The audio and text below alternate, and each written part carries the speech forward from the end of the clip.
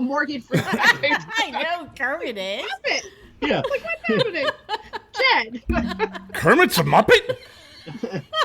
It's starting already 5 seconds into it. Yeah. No, it's funny. Yeah, I've already started recording. I can't let that one slip by the bully. Yeah. Fuck no. No, Morgan Freeman wasn't, or I'm thinking of... Was a Muppet? No, on Sesame Street. No, he was on the Electric Company. Electric Company, that's Oh, right. so probably Samuel L. Jackson was on the Muppets. No. Yeah. Karen No. knows what I was No, talking they wouldn't about. let that. Well, I mean, Yeah. I didn't say they wouldn't let it. Yeah. I don't recall that. Did you know what the L stands for in Samuel L. Jackson? No. Motherfucker. That's funny. Okay. Say Elmo one more time. I dare you, motherfucker. Have you? Did you see when he did that bedtime story? Oh yeah. Now go the fuck to sleep. Yeah. Yeah, Morgan Freeman was on the Electric Company back in the 70s, early 80s. No. Was it? Yeah. Great clips. Do you remember that? Yeah, I do, Because- because he used to play a vampire in some I of the love the skits, and Electric the Electric Company always they ran these skits with Spider-Man, Spider-Man, where are you coming from, Yeah. Spider-Man? 'Cause you know Nobody Morgan knows who Freeman's- you are. His first movie was? First off, you didn't answer the question. What? Do you remember? No, what I Me don't. neither. So No. you didn't want to admit that. No. Because like because his, Out of well, the maybe that was gates. like an acting role because his first movie was actually Shawshank. No, it No, wasn't. it was not. It couldn't have been. Get Google Wow. going, Kevin. Kevin, There's if you no Kevin, way. There's Kevin, no way. Kevin, if you're What was gonna Morgan Freeman's first movie? Kevin, if you're going to call me, you better know my Man shit. Called A Adam. Man Called Adam. And it was probably in the 70s. Man Called Adam. 1970s. See? Man Called Adam. Was that with Don Johnson? I'm not sure. No, dude. He's in the Electric Company. Freeman then appeared in Shakespearean plays. His breakout role was in Street. Cause I was watching Wait, what was his breakout role? Street Smart. Never heard of it. Me neither. Yeah, he was in the Electric Company, and then you know who else was on the Electric Company too? Was Bill Cosby Yep. Yeah. Oh, Oh, okay. yeah. with the yes. bee, with the he always used to do the Yeah. educational thing with the bee and the Yeah. marker and shit. The Mortimer Ichabod marker. Yeah, see, now I Yeah. remember that, but I Yeah. don't remember Morgan Yeah. Freeman. Well, But I was Yeah. also young. I was actually watching something So- with Stephen King, and he said that was Morgan Freeman's. Stephen King's full of shit. Well, first off, Yeah. dude. I wouldn't say that. Maybe, Oh, but- maybe oh, that's yeah, the yeah. first, Stephen King movie or series that Morgan Oh, Freeman was maybe, in. maybe.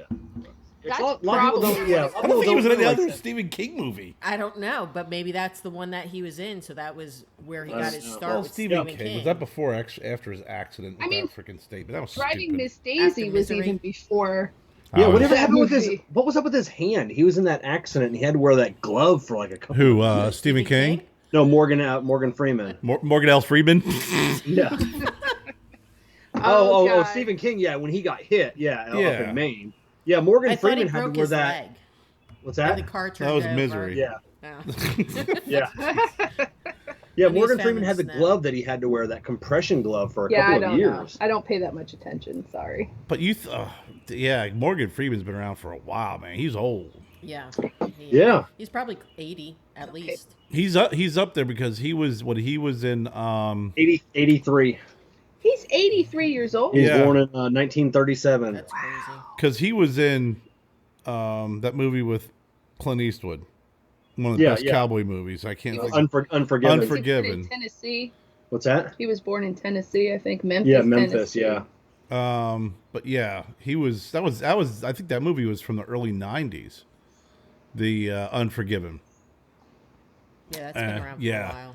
And I know he and Clint Eastwood were in a lot of movies together. Yeah, He's I put him in a think lot of movies. Yeah. Clint Eastwood. He was in. 92 was Unforgiven. Yeah, so he was in the one with the boxer girl. Oh yeah. Million Baby. Dollar Million Baby. Dollar Baby. Baby. Million So Dollar Baby. Morgan Freeman was in that too. Yeah. With Oh yeah, because Yeah, he was the Clint well, he was Eastwood- like the kind of like a shop manager of Yeah, the boxing. I didn't place. see it. Yeah. I know Clint Eastwood directed it, or yeah. yeah, he was in it too. It was like, you Yeah. got to get your boxing gloves on. Yeah. Clint Shawshank Eastwood's is by son, far the though. best, Oh my though. God, looks They're just spitting image, yeah. spitting image. Do you guys watch The Falcon and the Winter Soldier on Disney? No. I've never. You don't I- watch. You don't watch the whole Marvel universe thing. Okay, so here's what I've seen. I've seen Spider-Man #1. And No, this is different. No. Spider-Man. No. Spider-Man. Is that a superhero or is that as in superhero movies? I've seen Spider-Man #1 and the one with And Batman. and Tony Stark, whatever that character Iron is. Man? Iron Man. What's that? Iron Man? Iron Man. I saw Iron Man #1. Gabby, my daughter, she watches all the Marvel things. I Well- mean, If you watch the Winter Soldier, right? yeah, she loves Bucky Barnes. Yeah. that's He's her awesome. man. That's her Yeah. man. She has a jacket and a shirt that says like Bucky Barnes fan club. Well, they brought back this this guy who's kind of like the whole storyline, as you know, from the Marvel universe was Captain America kind of got old and blah blah blah. But in this series, the guy No, who's I don't know that. no, but yeah. I'm just that's why I didn't get into it because you don't. Oh, okay. It Yeah. doesn't matter. But the guy who's playing the new Captain America in this one is Kurt Russell's son, Wyatt Oh, really? and I Oh, really? sounds swear like to him God, like in costume. when he's talking, I'm sitting there going, it's like Tombstone. Yeah. It's like sounds just like him, That's crazy. It's identical. odd. Oh, doesn't look like him, but he sounds just like No, him. he Like, look at definitely his eyes. he looks like When you look from a the match from the between nose up, Goldie Yeah, he Hawn looks- and Kurt Russell. He is a complete mix of the two. Mix of two. he's like yeah. they slammed them together. But Yeah. but when you hear him talk, oh my God, I was like, Yeah. we're like, man, he looks odd. Oh gosh, that's Kurt Russell's son. He's like, yeah, I'm the new Captain America. And I was like, fuck it, it's Wyatt Earp. Gravelly, yeah. Yeah. Oh, that's crazy. Escape from New York. Yeah. Jess, I saw a Call him preview Snake. of a new series that's starting today on HBO Max called The Nevers, and it made me think of you because it's set in the Victorian era, and it's women with like different abilities and super. I don't Oh, I'm really know. totally And watching it's- that. And it's a very dark drama. So Okay. I looked at the preview. Hashtag Victorian women rule. It looked- Hashtag Listen, I powers. actually did a Puff thesis. girls. My senior paper in English honors was on the Victorian era. I got an A on it. 'Cause you And it was cut basically cheetahs. the medical part of it was what corsets did to a woman's body. Oh, yeah. Yeah, it's crazy. That's awesome. And also binding your feet to wear Yeah. certain shoes. But I know. That's so crazy. I got an A. I mean, women even were having surgery just so they could wear certain shoes too. Yep. Take Yeah. out That a could rib. afford it. Take out a Yeah. rib for your Rib. corset. Yeah, But this never- series really does look good. I was watching the preview, the trailer before. What's it called? The Nevers. Ne- Nevers. ne- It starts never heard today. of penis binding. Tell you that. It's always you women do weird things to your bodies to please us men. Yep. Hey, you want to take out a? But the no, Nevers. I'm It good. starts today. Yeah. HBO Max, I think it's on, or HBO. We have both, so. Yeah, so do we. Grant, and thanks to Graham, now I have it through my phone and everything, Nice. not just through my TV. I'm like, yeah. Yeah. No, nobody ever buys. I Well, said Graham it. just Yeah. got it because he yeah. wanted to watch Godzilla. Yeah.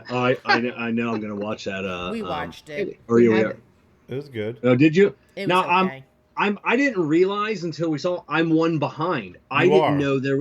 It's a I didn't know sequel. there was one like a year or two ago. Yeah. So we have to watch that one. Obviously. You're behind Yeah. with I didn't Godzilla see it, and I King didn't, Kong. I didn't Good miss Lord. anything of it. I didn't miss anything of it. I don't want to I plug didn't in see the both one my last ears. year. Yeah. Yeah, It's yeah. because I'm all congested. My allergies. Is I that can't what it is? hear shit. You've been congested for 40-some years. Then. Yes. All right, let's get this party started. All right. I'm Kevin. I'm Jessie. I'm Kerr, I'm Jen. and we are The Broadleaf Broadleaf Bullies. Bullies. We talk. You listen. We're the Broadleaf Bullies. And here's your hosts, Kev, Kerr, Jessie, and Jen. It's all about following the flow. That's what you got to do. That's how it rolls. Anyway, I didn't see the Godzilla movie last year, but I was just fine with missing it and watching this. I did see King Kong, which I did like that movie. Now, was there another Kong? Because I saw Yes. the. There was an older one, There's an older one, which wasn't good. Skull Island. Yeah. Oh, I yeah, saw that's that the one one. I saw. Yeah. There wasn't one after that then. I don't think so. Okay, so I just missed the last Godzilla Oh, movie. Listen, Okay. you're not. It's a big fucking gorilla and a big lizard destroying everything, right? So it's like, Okay. I thought their rendition of Godzilla this time around was pretty good. Yeah, Okay. the effects are good. Like, it was a good movie. Not Yeah. Because I was trying to think about the Godzillas, and I'm like, really? Like, you could walk into any. It's like, I want to see the Mortal Kombat movie. Yeah. Oh my that god, the looks trailer looks fantastic. awesome. Oh, that looks so Yeah, good. I'm just disappointed they didn't bring back Johnny Cage. Isn't in this one. So he was always Yeah, well, I still see Still Justice good. League. No, Oh my like I God. said, my It parents was and my daughter fantastic. are into it. Fantastic. I can't get Kevin to watch It's them. And 4 then by hours long.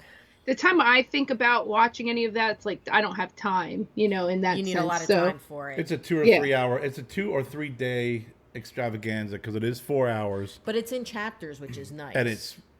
I mean, we saw the original because if you remember, the guy who directed it originally, Zack Snyder. He stopped midway because his daughter had committed suicide.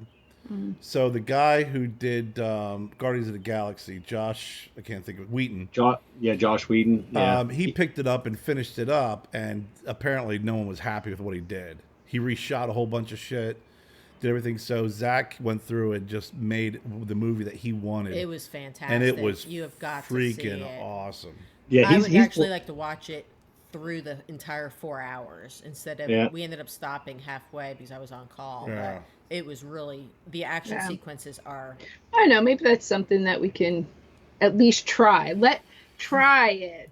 I We're can't not get him having to you try. watch Star Wars, Kevin. It's just Justice League. First off, I haven't watched the original Star Wars since I was young. So I wouldn't even remember half of what's in it, and I'm not going to go, ooh, look at this part, Kevin. Yeah, I'm not going to remember shit. Now, okay, so I've never seen the Star Wars movies, any of them. They say you should watch it from I don't the new one. I don't care what they say. But I have seen all of the Family Guy and Robot Chicken cartoons where they condensed each movie into a 30-minute episode. Now, so I've never seen seen Robot Chicken, but Family Guy, I have to say, was funny. so They did a freaking great funny. job of We that. actually had all the DVDs of it.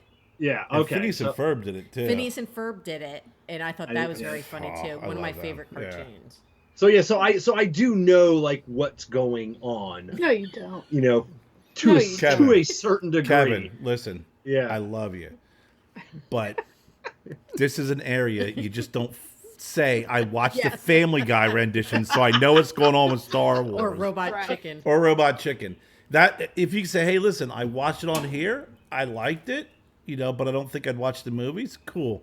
But you haven't been brought up to speed because of freaking Peter.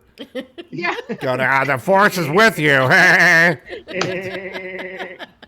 Yeah, no. Now I did Yeah. recreate earlier with a little Star Wars scene with my Sokka Squatch and little But Abe. you don't get to do that since you have never seen Star I know the Wars. scene though.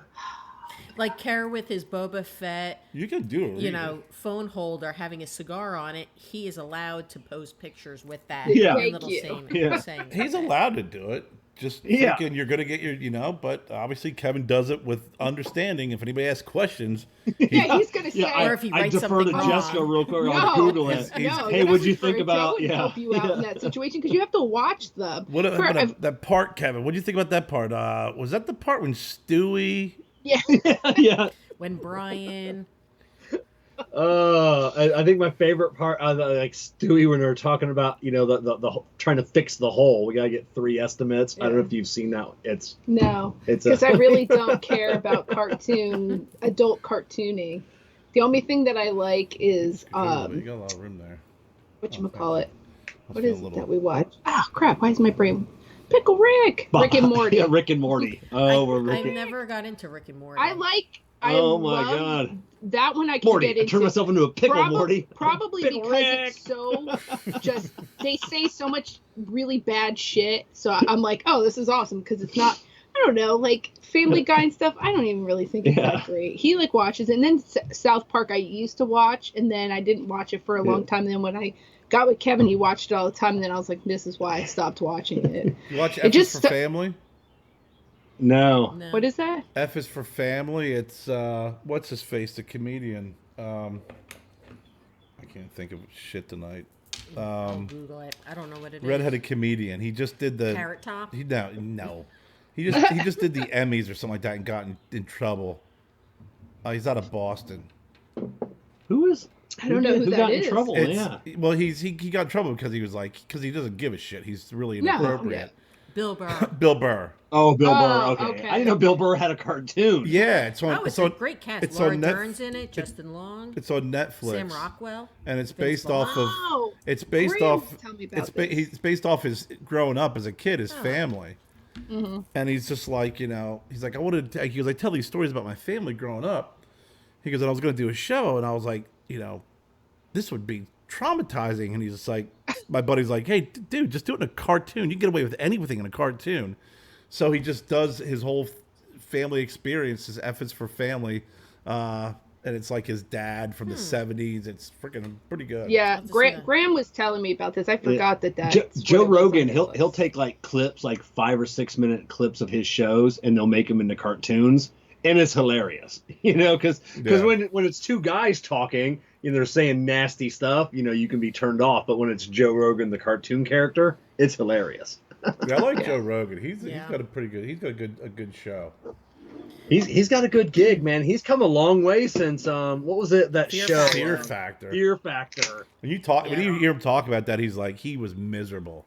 Oh, was he? He's like, at the end, he's been paid well. Then. Well, he said that. He's like, he goes a paycheck. He's like, they were paying me well. He goes, it was horrible. I hated it. Well, that was the same with Jesse James when he had the TV show where they Monster Garage. And he said, like, the last season, he said he was just miserable. It was dumb. He hated everything about it. But they dumped a truckload of fucking money into his bank account. And remember when he was hooked up with Sandra Bullock? Yeah. They were married. Yeah, they were engaged. They were married. Yeah, they were married. Yeah, he went Hollywood crazy. He was engaged to Kat Von D, but they never got married. He just recently got divorced too. He was married to I can't remember. Was he married to Janine London-Mueller, the porn star? I think who he has a kid with, isn't it? I think he was. I don't know if he was ever married or they're dating. He just divorced. He was dating a Top Fuel dragster. No. But what I'm saying isn't that porn star the one he had the little girl with? He has a daughter with. His daughter's name is Sunny. Yeah. I don't know who she Sunny went through like a whole bunch of rehab and came I'm out. pretty sure it was like, her because she was on his first show that like I remember in the beginning you would see like certain clips with her in it and stuff. Well, she stopped doing porn and was like, I'm doing all this shit, and then the next thing you know, she's like banging transvestites and stuff. So, like, I don't think not doing porn and doing whatever she was doing paid very well because she basically went right back to what she knows. His last year in business for West Coast Choppers and on his Jesse James. Just on his apparel line, he did $1 billion in sales with Walmart. You don't see him around anymore. No, you don't. Oh no, you see him around everywhere. You just have to follow him. Ah, well. Oh Jesse's everywhere. He's in. Because I used to see him with Kat Von D in her show. Yeah, he lives out in Dripping Springs, Texas, right outside Austin. He has a hot rod garage. He has a Jesse James firearms. He does all his stuff still with like all that old school. Was he on TV? Is he doing shows? No. He's done a couple things for PBS. He's doing a lot of art stuff, but he's tried to get a couple shows going. Fantastic trailers I've watched, but hasn't been picked up yet. They want him to come back to. Oh, actually, no. They just started filming Monster Garage. They're bringing it back. So, but he's going to be the executive producer this time, so he'll have more. Was that his wife? And that. Yeah, that was his wife. And that's the daughter. Yeah. Okay. But that's what I meant by saying he hasn't been around. He's not on TV like he was. He was all over the freaking place before. He's plastered all over TV. Yeah. He's still big. He over Christmas, like the last 2 Christmases, he's actually made cigar ashtrays. And every year I bug him. I go, Jesse, please trade me for one, because his are made out of a 5-pound billet of stainless steel, and they sell for like $1,000. And it's just a cigar ashtray. It takes him like 10 minutes. What are you going to trade him? I don't know. Just but that's what I was. Maybe wondering. your friend Morgan Freeman can call him and change his mind. So, but yeah, he's actually been doing a lot. His garage is. I watched a special on one of his big hammers. Yeah. Like you see it smashing down on steel. Metal. It's to flatten it instead of shape it. He actually found that in a warehouse out in California. It was actually built to build the Golden Gate Bridge. It was its only job. After the bridge was done, they just put it in storage for like 50 years. And that's it. And he found it one day and he's like, hey. But he does like a lot of tutoring to teach people how to use these old machines so it doesn't die. Like, so people know like how these. Yeah, but like people know how these machines still work. You know how they run, how to keep them, going and stuff, which is kind of cool. Yeah, he took a couple years and learned how to be a blacksmith. So what are you guys smoking tonight? I'm smoking the Old Fashioned Donut by Ezra Zion. And I was drinking some coffee that I got from Ezra Zion and finished that. And now I'm drinking my A&W no sugar, zero sugar root beer. Is that from Ezra Zion too? No. Yes. No. The root beer? No. I'm just finishing up a Sober Mesa by Dunbarton Tobacco and Trust, and I'm probably going to light up this Julius Caesar. Julius Caesar. Have you smoked the Gringo yet? No, I haven't had a time. I need time because I didn't want to smoke it the other night on the show because then I can't give you my honest thoughts of it. Well, so since last Sunday's show, I've only had one day off. I think last week with not filming or being a guest or hosting. I did. You've had time. I did every night. All Kevin time. It's been all Kevin stuff. No, I was every night I was filming. Every night it's Kevin stuff. Yeah. So you've had your own time. Yeah, so I'm free all week, and that's sitting front and center in my humidor. I can't wait to try that. Think of it, Jess? Oh, it's freaking fantastic! That was such a good cigar. I'm kind of glad I smoked it before you did. Yeah, that's why I said the. I want to see if I can taste that beautiful green wrapper. But see what that's got. He loves Candela more, obviously, than I do. Like, I'm kind of indifferent to Candela because I also don't think I really know what a good Candela was supposed to be like, because we've had a couple that you've had me smoke. Yeah, you have shitty Candela. You're going to be like, I don't like Candela. This had just like a little bit of sweetness to it, like just an undertone to it that's just makes it so pleasant. And that's why I was like, ooh, this is good. I can get behind this Candela. Yeah. The other Candelas I had, I was like, nope, can't do it. And something about the bitterness. And that's the thing. I like people that want getting into Candela cigars. I try and find a barber pole and be like, because they've heard horror stories. I'm like, okay, well, try the Alec Bradley. Try this. A little bit lighter. It'll blend it with another tobacco. Ease into it and then go from there. Then I tell people, I said, you have to experiment. And don't be put off when you get a bad one, because you're going if you're going to smoke more than like 4 different ones, you're going to get a bad one. Candela's like sushi.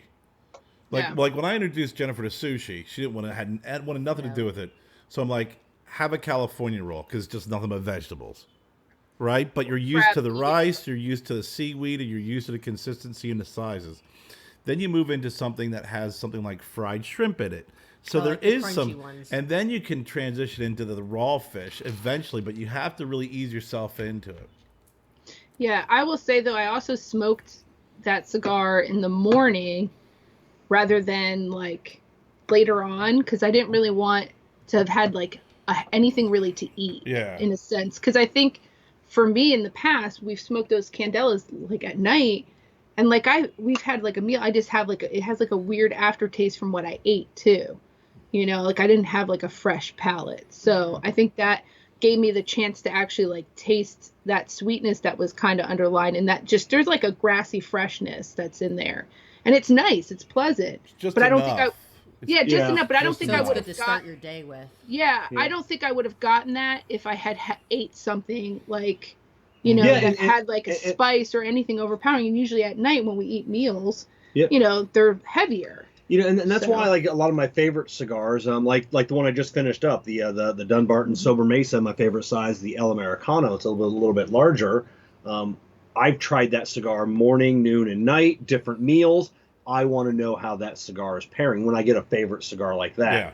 Yeah. We've got I just bought 2 boxes of the Herrera Esteli Miami, the blue. I know that's a good evening cigar, so now I'll be trying to pair that one and figuring out where that goes. And then, like you, Kara, everything else, it's just hit and miss, whether it was, a good pairing or not. Yeah, it takes time and some like I'm smoking the Edition 35 tonight. I could have this morning, noon, night. It always goes well. For me. Everything you've sent me so far, like the samples, like that one, it's the same thing. That's a morning, noon, and night cigar. Mm-hmm. It's a real it's a good standard. But there are some cigars like you like. I had the Alec Bradley, the one that I just got down at Boda. The box one. Fashionably late. Fashionably late. So I bought that, and Daryl and I sat down, and this is the cigar that's just for the South region area. And I had the Dragon's Milk beer, which is kind of like a Guinness type beer. Oh. And it was like 1 PM, and it tasted good, but all the readings about the cigar, they're like, it's a really good morning cigar. But I thought it paired very well with this beer. So then when I got it home, I had it first thing in the morning with coffee. And I got to tell you, I got more spices out of it in the morning after like a bowl of Cheerios, because that's not going to screw your palate up. And then I come out. No sugar. Just no, I know. I just right. Scrape your tongue. But then a cup of coffee and that cigar, I got more spices out of it at 7 AM than I did at 1 PM with a beer.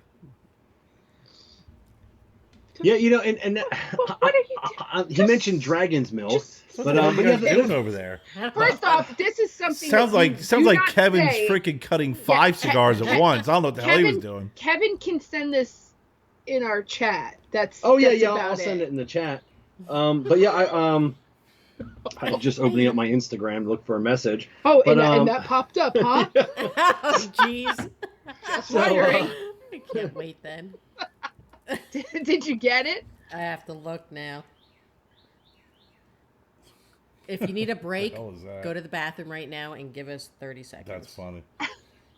Hey, Kev, you know what I got more of? What? What's that? That just happened to pop up. That premium Stogie Road cigar Churchill that you smoked. Oh, okay. I got more of them, and it also came in this pseudo box press Robusto.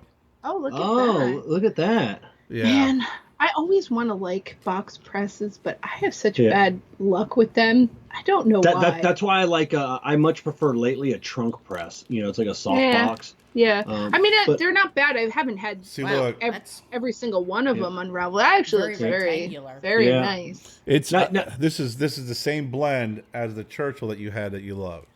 Okay. Now for that, but since that are they taking out a little bit because of the box, but it's not a rock solid like a square. I don't know. Are they taking out like some filler? In the middle it's the same blend, but I know a lot of times when they box press it, they'll have to take out like a half a leaf. Right. I don't know with this one because it doesn't have that traditional box press. Yeah, that's what I was wondering. It's not shorter. It's not a well, square. it is. That's the size. It's Robusto.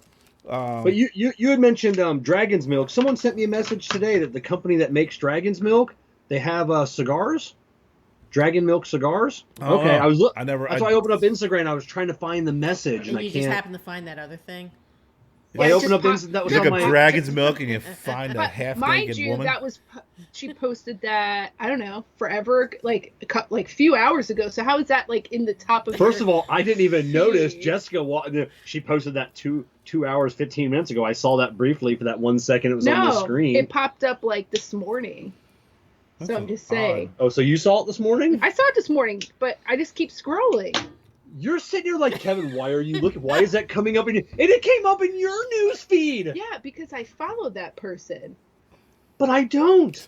You don't follow that person? I don't even know who it is. Well, we can't have this conversation right now. Yes, we'll have it later. Yes, we and can. I'll enlighten you. Well, I'll enlighten you later on. Who is it?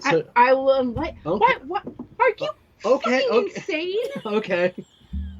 after we What? stop filming. This is insane. It makes This me conversation remind is her insane. at the end. She's got to fill us in. All I Yes. know is that if I'm getting pictures sent to me, then I need to be enlightened I too. know. I'm being part of the enlightenment. So I feel yes, left out.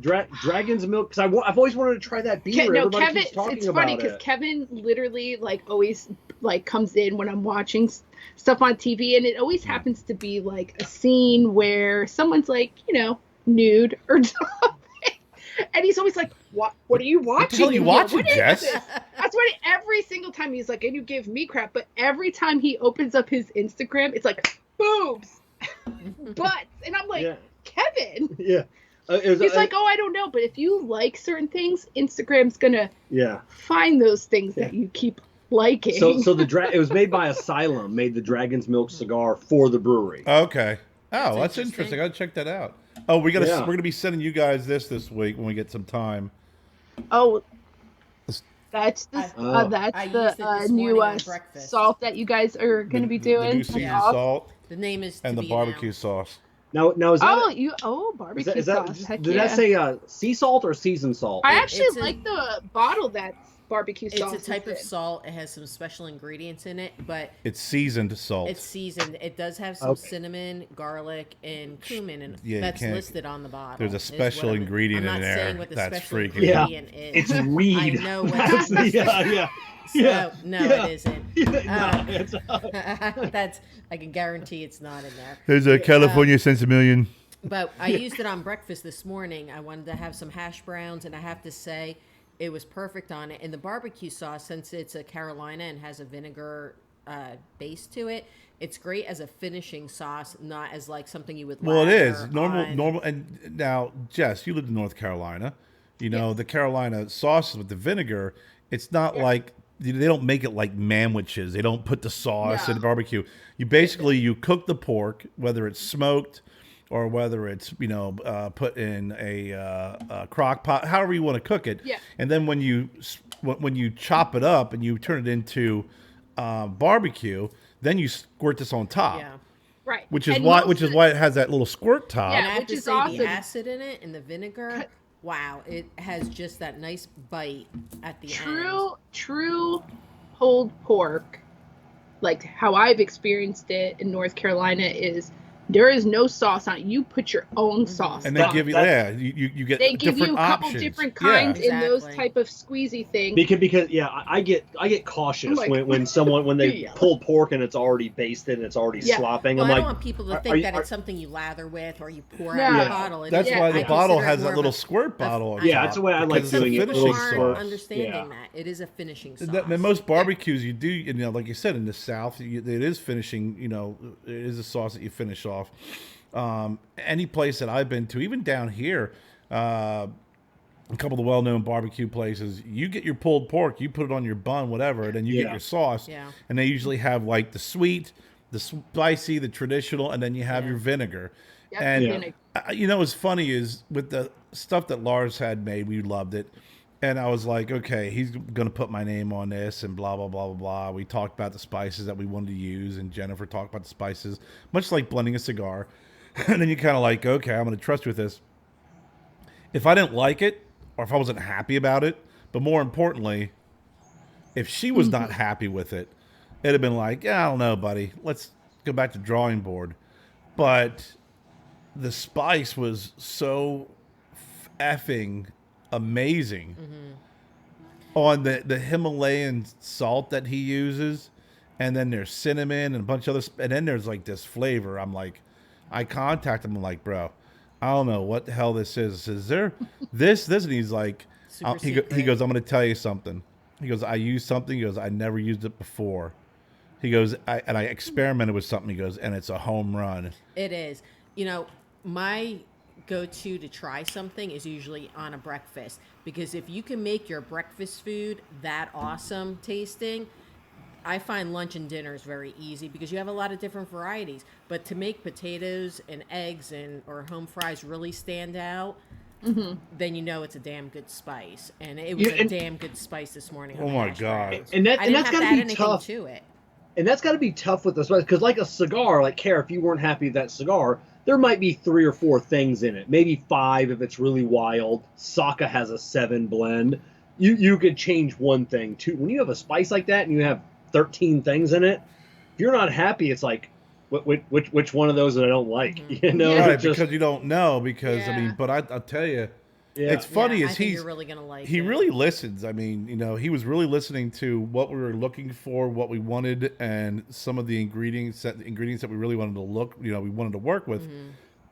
So he's like, look, I took what Jennifer wanted and I did this and I did that, and then I took it to a different level. And when he said, I never tried this before, but I did this, that's the flavor that you're getting on the back end. Yeah. Because it's like smoking a cigar, right? You know, when you put this seasoned salt, you get like, okay, it's salty. It's, you know, it hits your palate. Mm-hmm. And then These as other you really flavors start coming forward, absorbing it's it like, and it gets wow. in your olfactory, you're like, But dang, that's what I like it's about deep. anything that we get. If it's from barbecue sauce to hot sauce to spices, I want it to have a really good initial taste, but a totally kind of different finish where it has like levels. And I can even smell it in the different levels while I was cooking just potatoes. Yeah. And And just the then fragrance of it. And then I don't want it to overpower I still want to taste my Exactly. food. Right. Well, you Yes, have to I do agree. that. That's why he Yeah. gave us a hot sauce that I really like because it's hot, it's sweet, it's got a little tang to it, but it doesn't become the freaking star of the show. Yeah. When your Yeah. hot sauce is the star of the show, then it's not worth it. Now I know that I will say we have that Pappy Van Winkle That- hot sauce. It will kill you. it's but this obnoxious, but I right? love it. No. It's not like blazing like you could. I mean, it's not like one of those things Oh, you're no. eating it. It's so hot that you can't stand it, but Right. you keep eating.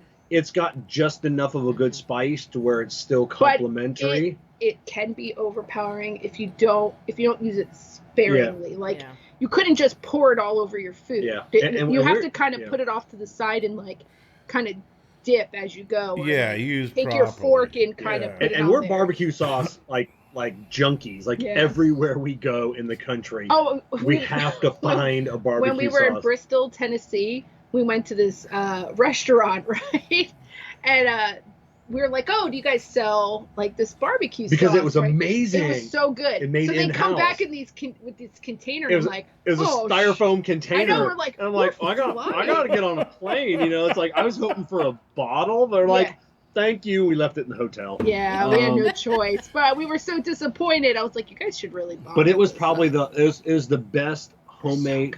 It was so good. There's It was two so good. things, Kevin. First of all, the challenge with this is vinegar, like this mustard vinegar based North Carolina style barbecue Yes. sauce, is not that thick barbecue, all freaking loaded up with sugars. Mm-hmm. He Yeah. actually told me there's 0 carbs in this. Yeah.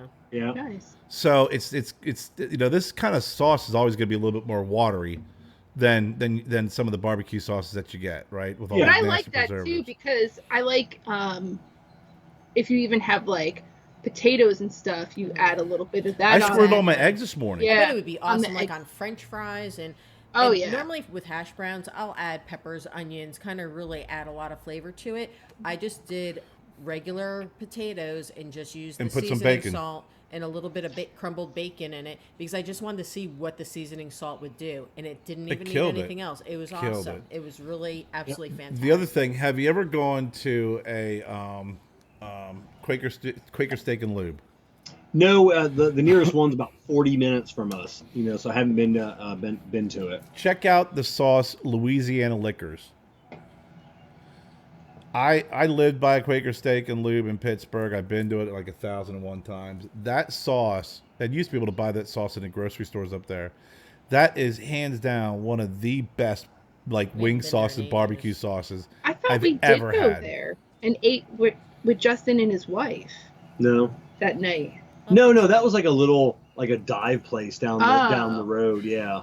But Louisiana, thought if they you guys had like that. barbecue sauce and stuff, because they have like 30 different sauces, I think, for their wings. Louisiana Liquors is like bar none one of Yeah, the we'll best. definitely have to. That We could probably get it offline. you Yeah, probably now could. I mean, it has got crazy flavor. It's very deep. I've always liked that sauce, and I used to go to Wild Wings when I was in Augusta traveling, and they have a jalapeno cheddar sauce for their wings. That's another sauce that's freaking crazy good. Yeah, I like their. They have a like a mango habanero. Yeah, that's really good. We got that from Rocky's Hot Chicken, and it was fantastic. Yeah. And now are you gonna? Go-to is yeah. that Oh for yeah. wings. Now are you gonna span it? Because a lot of people, not a lot. I mean, some people don't like a Carolina, like a mustard vinegar sauce. Are you gonna produce a traditional to complement that one eventually? I don't know. We'll Maybe. see. I mean, when we're producing this stuff here, we're producing a lot of stuff that we like, and It's No, based and on that's- my and that's taste. more the way- like what and that's she the way it likes. should be. You know, Yeah. I mean, Yeah. I'm not going to do something commercialized and be like, "Hey, we're going to have this, red And no sauce." offense though, I'm sorry. If you're gonna have pulled pork, you can't have it the other sauce. They don't offer that when you go Yeah. to a real Yeah, barbecue they place. have several. They don't. It's not always a I mean, Carolina when style. it's commercialized, when And you that's- go to but a the little thing is, mom and it's the- pop like one, those you're not thickness. getting that. Like sticky fingers around here is like they're Yeah, the, sticky fingers is a popular one. Yeah, and you get their sauces, and their sauces they do have a Carolina sauce, but yeah, it's all sugar though. but that's the thing, Yeah. it's very Yeah. thick because it's loaded down with sugar. Yeah. This I'll isn't say fantastic. store bought Jack Daniel's like marinade that you can get is actually really good. Yeah. Like the stuff in I've the used that in bags. the bag. Yeah. Oh my Yeah. god. Now the For- best commercial barbecue sauce out That's there, pretty good. Budweiser makes the best commercial barbecue, hands down. I don't think I've ever But it- had that. But it's thick like molasses thick. I mean, Yeah, it is Like like that, it, I'll coat like ribs or something. If Yeah, I'm yeah, so it- At it's- the it's- end, it- though, you to just make do at it the like end. a yeah, crust it's on it. it's real chunky. Got like chunks of onion in it, and it's a Mm. really good barbecue. You know where sauce. this barbecue? You know where the sauce tasted the best? Is when I added it to this. Yeah. The Sticks and Stones package. I've had some people message me in the last few days and say, "Hey, I got one of your packages," and one of them was Ron Reel from Ron McCoy from Ron Reel TV. He's like, "Hey, I picked up one of your packages." I go, "Oh God, no!" And he's like, "What?" And I go, "You have too refined of a palate to be smoking that cigar." And I go, "Please don't smoke that one until you hear the story." And he goes, "Okay, I'll wait."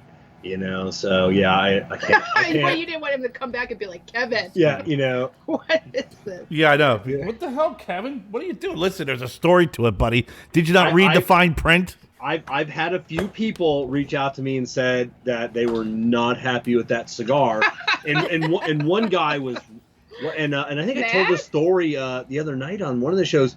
He was mad, like, and then He's cursing you I'm out. like, okay, let me tell you about the cigar because he was kind of mad, and he goes, "I'm gonna go smoke another one right now," Well, after but he they're heard the supposed to story. wait. What's that? They're supposed to wait. Yeah, he's Yeah. supposed to wait. So, Yeah. he was. He's like, I'm gonna go smoke another one right now. He was like that. He's like, oh my god, that's amazing. I Story. haven't smoked one. Yeah, Only because now I know so much, so it's Yeah. like yeah. I don't think I'd get the same out of it like everybody else in the initial like, oh my god, what the hell is this? So is it 'Cause going to I- be broadcast on April 30th or is it May 1st? It better not be April 30th. Oh, that's Jess's birthday, so it can't be April That's 30th, my Kevin. freaking birthday. And what are you doing for your birthday? All right. Are you going to Oh, be around? probably nothing. What Okay, day of the so- week is it? It's a Kevin's Friday. Kevin's clearly Why the hell would you do that to the poor guy? You're putting him on the I spot. forgot that it was Jessica's No, birthday. it's okay. See what happens when I He's done step this away? 2 years in a row to me, so it's all good. It's all good. Is it April 30th? Just tell It me. was supposed to be. Well, it is. we'll so do it April. who cares? We'll celebrate your birthday that Saturday. No, Kevin, I have I will plans. never step away like that I ever have again. plans with other people to go do stuff because I knew you didn't have anything. Why don't Okay, you do I'll- it I'll- on I'll do the show on the on the first. 29th? We'll do the What's the- show. We'll do the show on the 1st. He That's should Saturday do it night. on your show. On the Why? He 29th. does his show. Well, because it's Jessica's birthday. It's okay. It doesn't matter. No, it does matter. It really No, doesn't actually, because honestly, for the last 2 years, I don't think it. I this year I decided to like do something for me. So my friend Shani and I are going to go do stuff. So I didn't even tell Kevin because I knew he didn't even think about it. Kev. Clearly, I was correct. I will never step away from the microphone ever again. I leave, we're talking about Sticks and Stones, I come back, you're getting berated. No, he's not. I'm not angry. No, Jed's fine. Yeah. literally a legit thing to bring up. She just brought up the date. Like, Well, it's because I not knew like that she the was whole thing trying to supposed start be at the it. end of the month. And Oh, once I she's said April she's trying to 30th, start shit, No. Jess. I'm like, Oh, yes, she is. Stir it up, Jen. Yeah, Stir no. it She's up. tough. Yeah. You She- guys are terrible. Don't stick up for her. She's from Jersey. She's trying to stir this shit sticking I up up. am for not her, stirring it. Because I could but- legitimately tell she wasn't saying it to be like. Okay, we'll do it. I mean, facetious or the anything. date's not set in stone. Okay, but For listen. a birthday? Of course her Listen, birthday's it set in doesn't stone, matter. Kevin. It's too late. You don't even have you didn't have it even in your radar. So you're busted on that When's end. my birthday? What day is my birthday? September 26th. Damn it! I was hoping you wouldn't know. we always know. Yeah. Yeah, Jess, you're giving that vibe like you really don't care. No, but I'm saying. Yeah. like, Yeah. No. I- No. I didn't care because clearly I took things in my own hands and had it all set. I didn't even talk to Kevin about it because I knew it wasn't on his radar. I and don't wasn't care, gonna- Kevin, because I know it's not in your fucking universe. Listen, and I wasn't going to make an issue of it because for the last 2 years, and I know he's also got a lot going on, but it just proved my point of why I chose to not say anything and do my own thing, because you wouldn't even have known. You would have been like, oh, why are you going out? Because it's my goddamn birthday. You wouldn't have known until Facebook told you it was my birthday. Just saying. Well, I'm really glad that it's not bothering you, Jess. Yes. I'm really Yes. glad I'm that glad. you've haven't planned brought it ahead. Right. Well, it got brought up. It so just there, shows I how said my- mature and just how I healthy. said my piece. I'm good. Just so you know, we're This is going the year out for and her. I'm She's drinking doing it herself. margaritas. Okay. As long as you're not doing tequila, I think Kevin's Tequila's fine in with it. margaritas. You Oh, kidding well, me? that's true. Kevin's Yeah. gonna get a two double leg takedown when she gets home. I mean, I might have a margarita. She'll hold it in like you did the other day when you or last night. Like we're having a conversation, and then she starts yelling at me about the conversation we had in our group chat the because other I day. didn't respond because I had this whole thing typed out and I said, ooh, I thought first you were off, talking I'm about out. farts. I thought you I'm said she held her tired. fart in. And I was like, where I'm are you going with tired this? and I'm hangry. I was like, deleted it. And then I was like, I'm just not going to even address him saying dumb shit. And then when yesterday I came home, we were talking about something, and I was like, oh, and by the way, and then I totally unleashed. It was about being athletic in the youth. No, Oh, and yes, I said because to, I but forgot about that chat. But I said to him, I go, well, first off, I'm He going saw to be no 40. proof. I said I'm picture. going to be 43 When years was old. this? Then in the last, I don't know. Kerr 8 doesn't years- even remember the chat either. He must not have read it either. Well, that's because you guys Because- go on these stretches. I'm I like, agree, I like, Kerr. I have can't like, keep up I have conference calls from like 6 o'clock in the morning, starting in Israel, ending at like 6 at night, and you guys go through these stretches of conversations, and I'm like, No, We were Jen talking- and Kevin. I come in, Jen- I come in the house, I look like I've just been beat up, and Jen goes, "Can you believe what Kevin said?" I go, "I have no clue what I any don't of even y'all remember said." how it started, but we talked about how You started it. probably I did about being athletic when I was younger, but no one believes me unless they knew me back then. Oh yeah. I don't see because it. I said I was going up to Vermont with Joe or something. We're gonna like talk about that. snowboarding when you used to snowboard and Yeah, rollerblade exactly, and but no one volleyball. believed that I Well, was Kevin athletic said he until used then. to and rollerblade, but I've never seen Kevin you said, do it. So well, Jessica bullshit. claims she I'll was do it right athletic, now. but he's never seen proof in a picture either. Who, so, Jess? Yeah. Well, I first can off, when believe- he goes to my parents, you'd think he would get off his phone and actually engage and pay attention and maybe look at the fucking pictures on the wall. But no. So What does that do with Kevin rollerblading? no, because he said I'm not. He said that I said I'm athletic, but I have no proof of it. I didn't say And he- that. Yes, he did. He cares said at you this- saw no Thank proof you, of Jen. it. Yeah, oh yeah, Thank yeah, you, yeah, Jen. yeah. Jess is Thank like, you. to prove my point, nobody cares. So let's just get. No, at the end of the day, it doesn't really matter because I was going to respond and I did it, and now I responded, and now we're having this conversation Again. and it doesn't really matter at the end of the day. Kevin just wants to. I wanna say he it was wanted like to take Wednesday, a dig maybe? at Oh me fuck! Wednesday was for horrible. like I was no off from work. reason. Like Yeah. it really came out of nowhere too. I don't even know like why you like threw that dig at me. Like I wasn't even in the conversation. It was just a I harm- barely respond to any of your You can guys' tell when stuff. you can tell when Jen's off because it's like she'll start a chat and she'll have a chat by herself, like with herself, I was off And then Monday, it's like- Tuesday, and Wednesday. and then all of a Oh. sudden it's like, "Did you get that? Did you see what happened?" I'm like, "No." I'm like, Oh, and then sometimes Jen will ask a question, And then like I'll be at where well, apparently we're all at work and Jen's off. But then she'll ask like another question. And I'm like, God damn it, we haven't talked about we need to talk about the first one. I don't know. I sometimes and then we all reply to other ones, and I'll Carol replied to something earlier, and I'm like scrolling. I'm like, I think I missed that. Yeah, I don't know. I'm at work half the time, and then I'm like, I'll get back to it. And then by the time I get back to it, it's she doesn't like have this frequent long, enough and I'm bathroom like, breaks. If I got to scroll, I usually won't respond. I'll probably just like put laughy faces on shit. that's what I go back and do. Just to be like, yeah, I'm following. I'm following. I do the same thing. Unless you say something really stupid, I'm not going to comment on it. But I still can't believe this day that you're athletic. We're athletic. Well, you saw my softball picture from back in the day. I did not. Ice Cream Corners was my I did not. team. Was that your team? Yeah, well, because the businesses They were the green team. the we were the businesses in pilots. in town. But are you really sponsor athletic uniforms. when you But have your local like ice cream place or pizza played place? softball. I played pickup league basketball when it was Mush Nose Pizza. I wouldn't go back and say I was athletic I because I played. rollerbladed in college. I I don't- mountain biked. I know, I don't- snowboarded.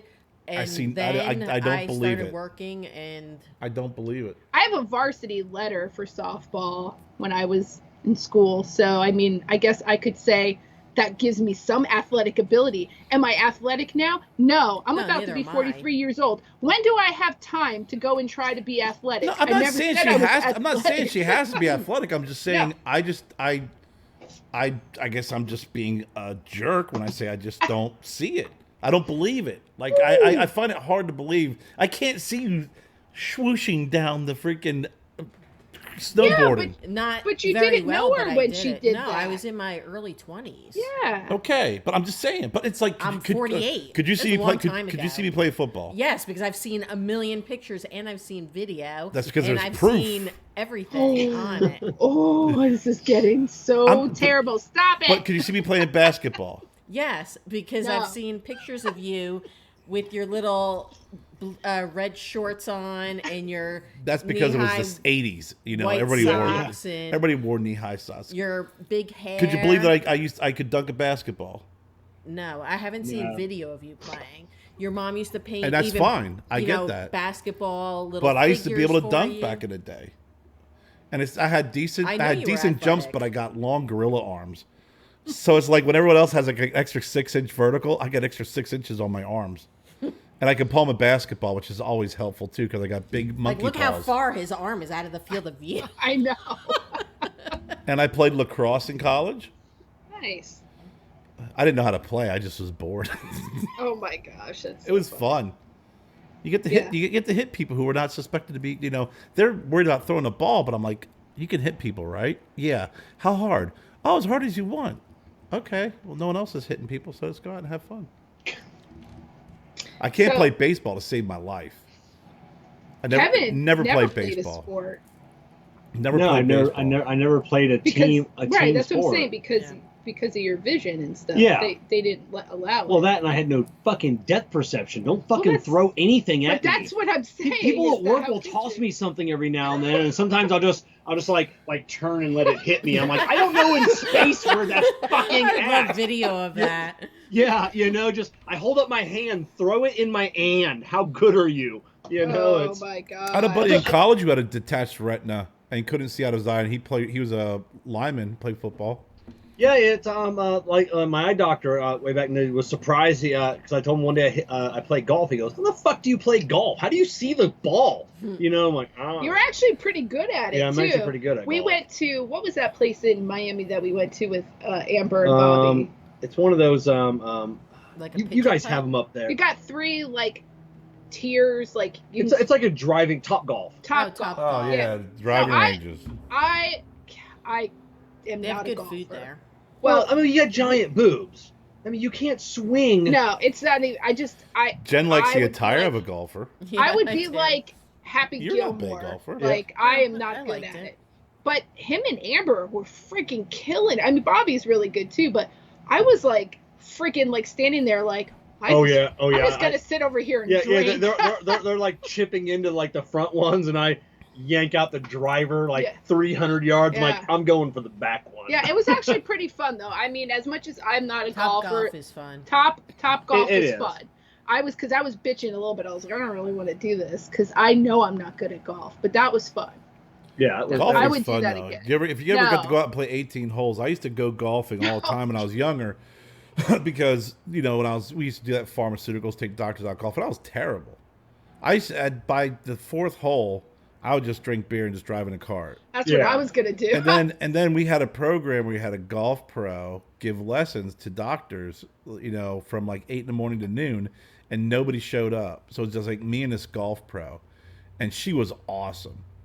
And you know what? The first golf pro we had with the first event, he would sit there and show you how far he could hit the ball. She didn't hit the ball once, and that's when you know you got a good coach. And she helped me, and I enjoyed playing golf ever since then.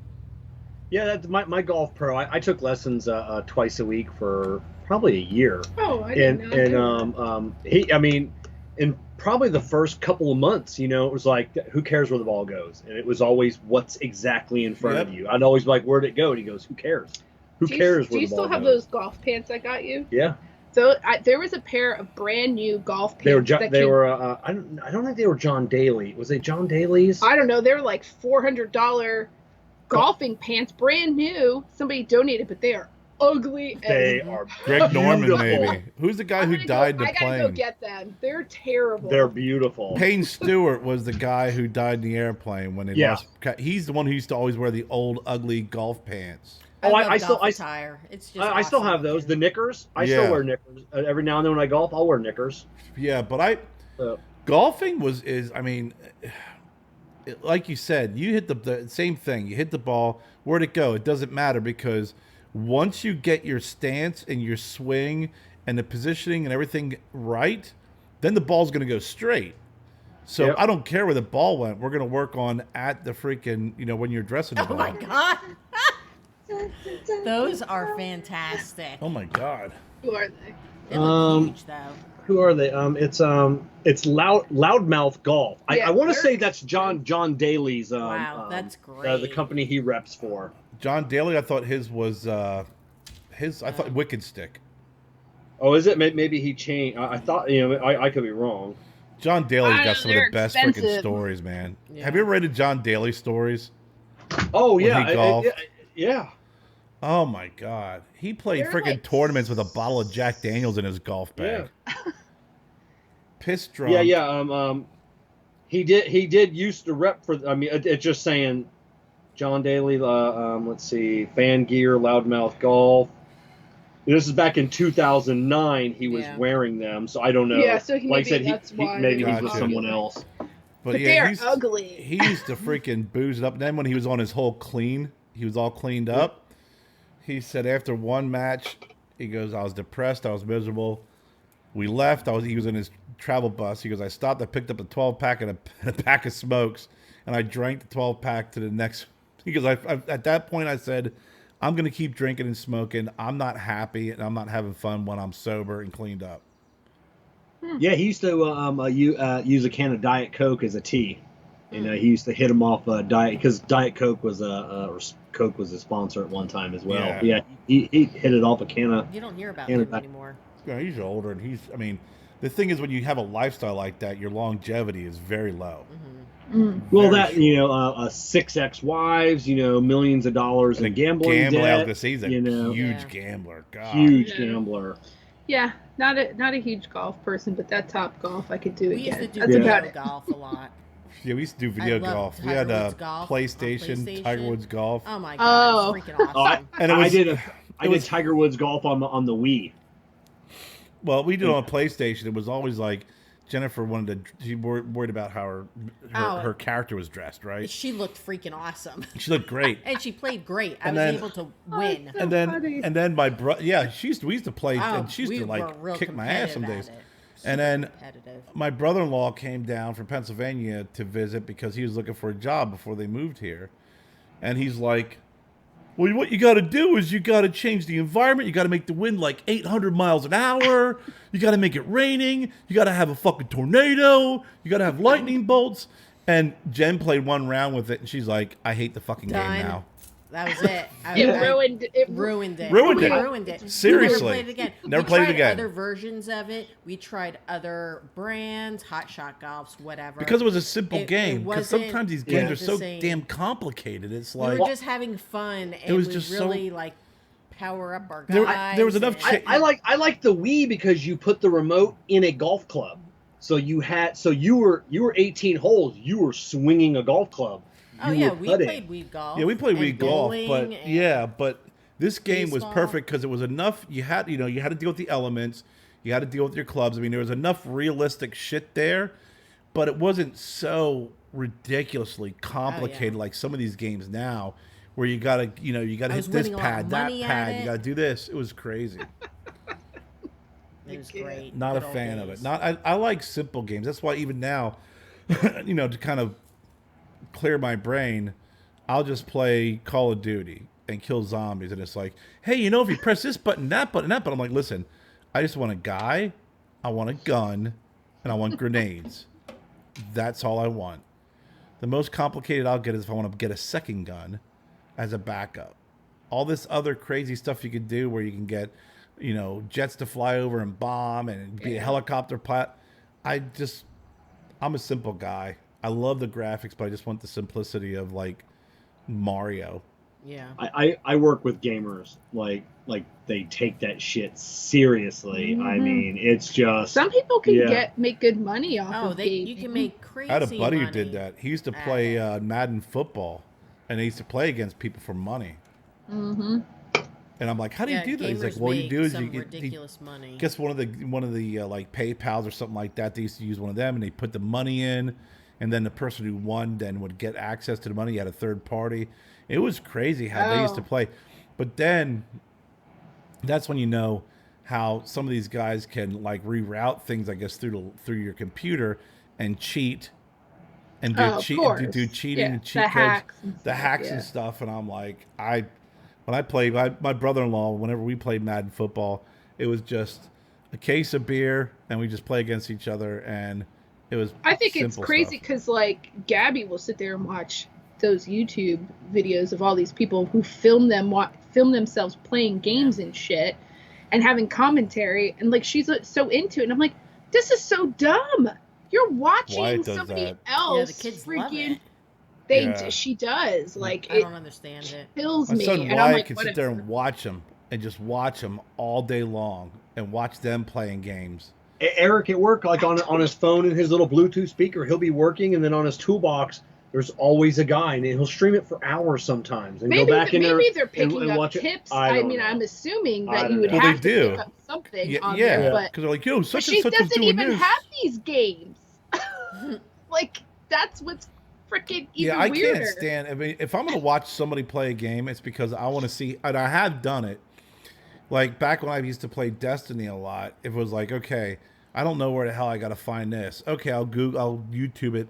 Okay, this dude showed me where it is. Or he would ask me, hey, can you look online? And I would do the YouTube walkthrough. She would do the YouTube walkthrough, and I was like, all this shit I get to find some stupid gun or whatever the case may be.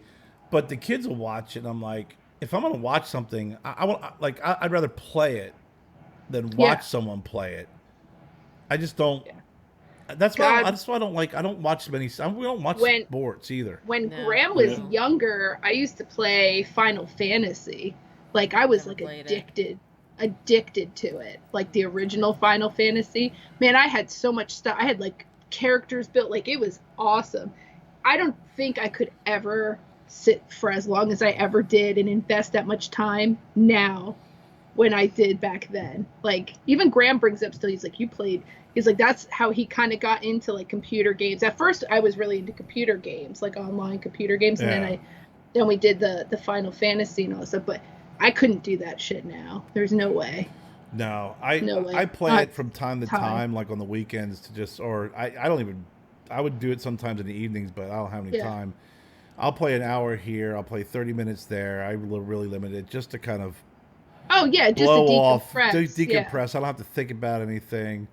That's why I like anything that's like not real life, like stupid cheesy shit on TV, because it just lets me disconnect from any reality. I don't. The cheesier, the better. The more far fetched, the better. Well, we talk about our movies like that too. It's like, what do you want to watch? She's like, what about this movie? I'm like, listen, I want a movie that I don't have to think about. Like King Kong versus Godzilla. Don't have to think about it. It's a big gorilla. It's a big lizard. You sit back and they just fight it out, and it's entertaining. Yeah, I want to think. I want to be challenged in a movie. Like, could this be real? Because he has no well, there's a time for that, Kev. Yeah. Like, we don't even watch foreign movies and have to, read subtitles because we're in the mood for a really good movie. I love movies like that make you think. I mean, I love movies like that, but there's just some days where I'm like, put in effing Godzilla, man. A mind-numbing. Yeah. What did we watch last night that you liked that I thought it was boring great. It was balls. In 2012 or 13. The cast was fantastic. It was Bruce Willis. It was Edward Norton, Bill Murray, something Kingdom, Frances McDermott. I have to look it up now. What's her name? Tanya Swinton or something? Tilda Swinton. It was a great cast, and I chuckled a couple times. I thought it was a good movie. But we've sat through movies where I'm like, this movie's great, and she's like, I didn't like it. And then last night I'm looking at this movie going, I'm ready to fall asleep. I can't believe, he like, couldn't believe I liked it. And she's like, oh, this is good. I'm like, who are you? Like, I really cannot believe you're liking this movie because it was horrible. It really was. I know. It wasn't horrible. Kevin has a hard time liking some of the stuff I like. So usually we just tend to watch whatever Kevin likes because I'm easier going than he is in that aspect, and I think that's a fair statement of me. Yeah. Okay. Yeah, you want to watch dumb movies? See, okay, they're not Moonrise dumb. You Kingdom. just have no imagination. I haven't heard of that one. Moonrise Kingdom. I mean, Harvey Keitel was in it. It was so backwards. It was such a great cast. The cinematography. Awesome. Me falling backwards. Thank you. Yeah. I'll try better next time. Yeah. But the cinematography was great. There was just something about it. It was very quirky. And if you watched it, I bet Jessica you would like it because there's just something about it that I know you've seen movies like it. The cast was freaking great. But it was from 2012. I bet $100 on it that Kevin wouldn't like it, but I think Jessica would. I don't know. Moonrise Kingdom. I'll have to look at it. And it got high ratings too. It was like it was Boy Scout. Like there was some funny. Is it based off of like a true story or anything? No. Okay. There was some comical, but it was just I don't know. I couldn't believe you liked it. Jason Schwartzman was in it, and I think he's very funny. He was like in Budapest Hotel. Is it supposed to be a comedy? It's kind of a weird comedy. Okay. Something. I don't even know. Yeah, I can't parallel movie to it right now. My brain's fried, but it was a quirky comedy. I wouldn't call it a dark comedy. No, I wouldn't either. No, but it was a comedy, but I didn't find it comical. And Bill Murray was in it. And he wasn't funny at all. No, he was definitely in a different role, but I thought I liked it. Bill Murray kind of hasn't been funny for a couple of years. You got to catch him. Movie too. Like there was a zombie movie that had Adam Driver. The Dead Don't Die. It had Adam Driver and Bill Murray, and the promo, the trailer looked great, and we watched it, and it was horrible. It was probably one of the worst movies I've seen. Yeah. Dirt. The Dead Don't Die. He's coming back for the new the Ghostbusters reboot. Yeah. Have you seen the preview, the trailer for that? No, I haven't. But I only seen the one with the car in the barn. Yeah. So it's like 30 years. 30 years after, and the only one that's not going to be in it is Harold Ramis? Not Harold. Is it Harold Ramis or Ivan Reitman? Ivan Reitman died. He's the one who directed it. Okay, so his son directs this one. Right, yeah. So his son is directing this one, and Bill Murray said that this one is every bit as good, if not better, than the original. Really? Well, when you're following up the Ghostbusters where they had the girls in it. I refuse to watch that one. Have you ever watched just going back real fast to the dark comedies, it's called The Savages. I don't think so. Oh my god. Honestly, that movie will make you laugh and cry at the same time. It was made in 2007. Laura Linney's in it, Philip Seymour Hoffman's in it, nice. Phil Bosco. That movie, I think almost all people can relate to because it's like shows like raw family dynamics and how everyone has their own issues and how like they navigate each other. But oh my god. What was the one that we watched with the freaking hilarious? With the girl when she was gonna get married to family and they played they picked the games. You remember that? It was a game movie title. They're in a mansion. I can't think of it. That was a great movie. What is it? Clue? No. It's like I'm just thinking a mansion, hide and a seek game, or something like that. Or it actually was a really good movie. I think it was hide and seek.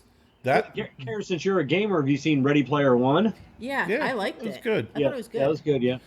That movie and the other movie with where the guy dies when they give him the wrong medicine. Remember that? He when the girl gave him the wrong medicine, and everybody thought that she killed him. Oh yeah, I can't think of that. Was another good movie. I'm really horrible right now. We'll have to like Google. I'm ill prepared. Like, yeah. And other people watching this are going to be screaming. They'll like no, I'm they'll gonna be have like, to like wrong medicine given. That was a great movie. I don't know.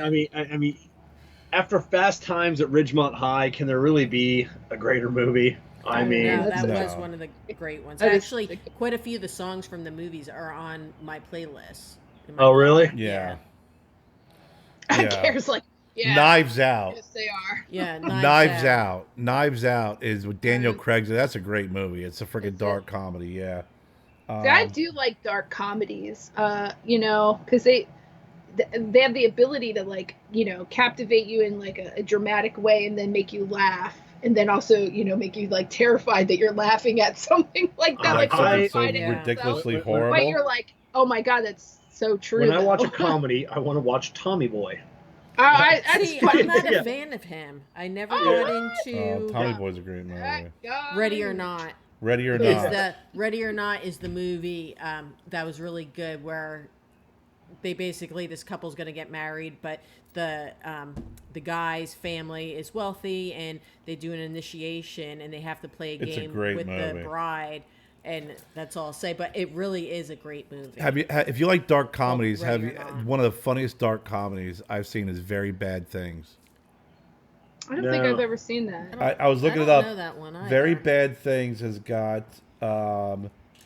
it's got Christian Slater, Cameron Diaz. Oh, I know what movie you're talking about. I've never seen it. Jeremy Piven. Huh. Oh my God. It is a movie that is just that disturbing, but you're laughing through this whole movie. Like someone's getting killed and their legs are getting cut off and you're just like, oh my God, that's hilarious. Yeah, I'm more of a dark comedy person. Well, they even call Parasite, which we saw last year, dark comedy. Did you see that one? It's Korean with subtitles. It won Oscar for it. Fantastic movie. I don't know if I would call it a dark comedy, but yeah. Well, yeah, it was all subtitles. Maybe you didn't get the jokes. I don't know. Maybe they didn't translate through very well. I don't know. I thought it was a fantastic. Oh wait, movie. that's the one where they. Yeah, that wasn't a dark comedy. That's where he proposes as a translator. Yes. Yeah. And the family starts infiltrating the house. No, I thought the end of it was part of the dark comedy part where everybody's confused about things, but I don't know. We're obviously not doing it justice, but Very Bad Things, 1998. 1998, and it has a great cast, and it is freaking hilarious. I remember Jeremy Piven being in it. Peter Berg directed it, and I love Peter Berg. Jon Favreau's in it too. That's right. I don't remember that. Oh yeah. Oh my God. That was back when he was an actor versus now he just directs everything. Daniel Stern's in it too from Home Alone. And he also he also does the voice for the Wonder Years. He does the voice for the Wonder Years. Get out of here. Yeah. Daniel Stern did the voice? He does the voice. You didn't know Really? that? Yep. I did not know that. I'm actually surprised. That was a great since he usually knows everything. That was a great show. Yeah, Peter Berg's a great actor. I mean, Yeah. great. He was an average actor, but his directing and stuff is just fantastic.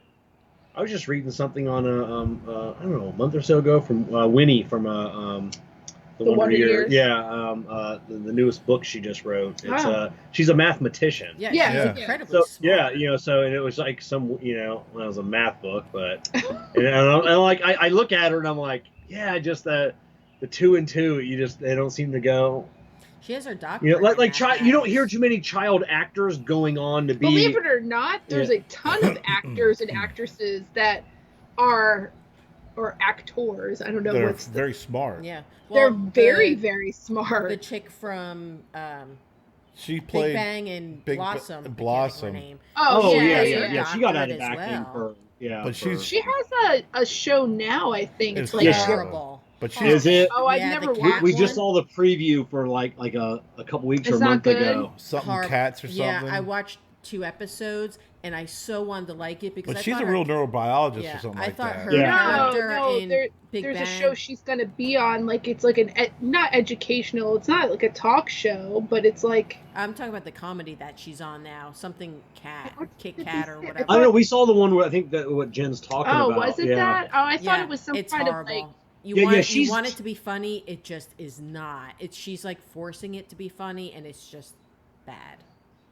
She definitely had a drier like sense of humor. Like if you don't like dry sense of humor, I don't think people would find her funny in general. You see her evolve in Big Bang. Like she's just so robotic in the beginning, Yeah. and then it kind of changes. But with it feeds the off of relationship. Sheldon's Yeah. character. Yeah. Exactly. So I think in any other form, on another show, that's not going to translate as well. Yeah. Like, she is very monotone in a sense anyway. Even when she was Blossom, she's very, Yeah. dry. Yeah, but she's incredibly smart. Well, what's his face? Oh God, James Woods. Yeah. He's an MIT graduate. Oh, James Woods is. Yeah. He's like another one of those guys who's extremely brilliant. I actually just looked it up because I know that there's a lot of actors and actresses that went to, Ivy League schools and oh yeah, like and I was Berkeley. looking it up because I couldn't remember what it was, but I know David Duchovny went to Yale and to Princeton. Yep. So did Wow. Brooke Shields went to Princeton too. Yeah. Yeah. James Franco's another one too, who's I think he went to school for a long he time. went to Columbia. I mean, He hasn't been around lately. No, No. and I like Yes. him, and I like him as an actor. no. Oh, I just remembered this too. I looked up. I remember back in the day, Dolph Lundgren is like he's got his PhD in chemistry. Like he is a dude who's like. Really? Yeah, I know it says here that he went to the Royal Institute of Technology, but I remember them talking about it like when he was in Rocky, and he's like, yeah, this guy's like, he's got his PhD in chemistry, and he's freaking brilliant. You gotta think right now how hard it would be I for must someone break you. famous, Yeah. someone famous to go to actual like sit in. It says he's Like, got his engineering degree in Sweden, and he's got a master's degree in Australia. So he's another guy who's. A lot of these celebrities today would have to probably do it online. I mean, I how would they attend? Yeah, I would just buy mine. If you're just going to do it online, just buy your degree. Buy it? But Yeah, then just- you would don't know how to use it. Yeah, but who cares? Say I'm a doctor. No, that's bullshit. I have a master's in this. Nobody's trusting you ever. Yeah, like no, Kevin. yeah, first of all, as an actor, nobody's going to ask me to build a bridge. Oh, hey, he's got a master's in engineering. Let's ask Bruce Willis to help out with this bridge. Nobody's going to ask that. That'll just be one of those trivia things. Hey, what does Bruce Willis have a master's in? Everybody's like, oh, engineering. Yeah, I know that. Nobody's going However, to ask. if you do want to Yeah. dig to the proper depth and blow up an asteroid, Bruce Willis is the guy to do it. I've Yes, watched him in a yes. movie do it. Yes. Harry Stamper. Yep. Yeah. It's pretty amazing because some of the actors and actresses are very vapid and just like it's just amazing. And I just think it's amazing when you see some of the folks and you realize how intelligent they are, but they're in that lifestyle that they just are completely disconnected, like politicians, completely disconnected from reality. Well, you know, I want to Cher. but listen, I want Cher to is make one of a them. point. Like you said, Yeah. you know, most child actors, you don't see them do this, but that's not true because a lot of them phase out and have real jobs, Kevin. Oh, yeah, they're no, not actors anymore, Yeah, so I'm just it saying, is a possibility. You just don't see that. Anything's a possibility. Yeah, you don't see it because they're not in the news anymore. Yeah. So if you probably Googled to try to find out what they're doing Yeah. now, you would see a majority of them have real people I jobs. just assume they're all Corey Feldman. Or they, Oh, jeez. or they No. actually still stay in the business and are doing something else because there's a lot of Something them else. Just Yeah. that are behind the like scene. brilliant producers or they're Oh, yeah, cinematographers or they do something else in the industry, but you know they just kind of got out of the acting and a lot of them talk about how it's too this too that I didn't like it so Yeah, I'll I see just that. You'll decided see to that do on like that. some behind the scene like outtakes or something from movies, and then they'll be like chatting like, oh hey, this is our cinematographer, and then she used to be at this a child actor, and it's like, oh, that's what happened to her. She's behind the. That's what I behind think the happens camera. to a lot of those Disney kids. They end up like doing, crack. Yeah, exactly. Sometimes, but a lot of them end up not, going into, acting in movies and stuff, but then they do a lot of stuff in Oh my the God, film really? industry but a lot of that they do a lot of that Sundance. Yeah. You're like, not a stuff, very good the bully. indie films. I think Justin Timberlake's the only Disney kid that ever. Well, he was in a boy band. Yeah. And so did you know, Britney and Spears and Christina Yeah. Aguilera. They were all Which- Disney Yeah, folks. Demi but they all Lovato. went crazy. All Demi of them Lovato, the crazy. Jonas. Yeah, you're right. That's not. You can't say that word like as if it's like a bad thing. Though. It's not. She had some mental What are we health talking issues about? but Because she's she not did crazy. a fuck ton of drugs. The Disney people that went They all off the have. rails. Look They at all did. Almost all of them did. yeah. Lindsay There's so Lohan. many actors. Yeah. Yeah, Lindsay Lohan though she does not look good. It's No. like See, every time I see her, like now I'm like, God Almighty, I can't believe Lindsay Lohan's that old. They're like, here's Lindsay Lohan celebrating her 29th birthday, and I'm like, What holy. about that girl that like had that like complete meltdown on the internet and had to be like Demi Lovato. not Demi Lovato, it's the other girl. We She had her found own all sorts show. of shit about her. That poor girl. That Demi Lovato or whatever her face I don't is. think which one. I don't even know. There's her been a name. bunch of them that have had. Didn't she? She's the one that just overdosed, right? Is that Yeah, No, she talked about she- getting yeah, she raped talked- when she was Yeah. passed out or on drugs and had a heart attack and Yeah. Oh, like, okay. It's She's horrible when you doing hear well that shit. now. She's Well, doing yeah, well now. But you gotta remember too. I mean, every time you hear about these child actors, Amanda or there's something. Oh, Amanda Burns. Yeah, Amanda that girl. Bynes. Yeah, that girl. Bynes, Amanda That Bynes. girl Well, went she's off the deep no. end too. See, I Amanda, would say. but Amanda Bynes, I think, actually has the diagnosis of being bipolar. Yeah. And a lot of these child actors, they're introduced to this fame very early on. They're they're around a lot of drugs and alcohol. Someone gives it to them at an early age, and then the next thing you know, some of them, if they do have mental issues on top of that, I feel horrible for them because Well, you also think about too, they a lot of them become anorexic or just it just depends on your look. Like Lindsay Lohan, bulimia and Yeah. all that stuff. Well, and then there's a lot of pressure. I watched an interview or their just a couple weeks parents ago, are and fucked up. yeah, and it's a TikTok girl. She's like, I don't know, 12 or something. She's famous. a TikTok. Yeah, just a TikTok. I mean, makes tens of millions of dollars a year. But she supports her whole family. Like her parents don't work, her brothers and What sisters. kind of TikTok can she do that supports her family? I forget the girl's name. But you're What does she right, though. do? But that happens. That happens with Lindsay Lohan. Her parents, That is like nuts. you're sitting there. You're a lot of these people are just. What was really crazy was the movie, and for as crazy as the guy is Shia LaBeouf. Yeah. Oh, Yeah. I love him. though. I love the him. movie that he did, Honey Boy, Honey Boy. was Yes. is excellent. based on his Yeah. wife. Oh yeah. And he Oh, played yeah. he His played dad he played and his everything. dad. Yep. Yeah. And you're sitting there watching this going, if You you wanna wonder why cry. someone's a little off their He's rocker. off his rocker, but God. I mean, what an but- But amazing actor. he even admits when he did Peanut Butter Falcon. What a It's fantastic great movie. They even Yeah.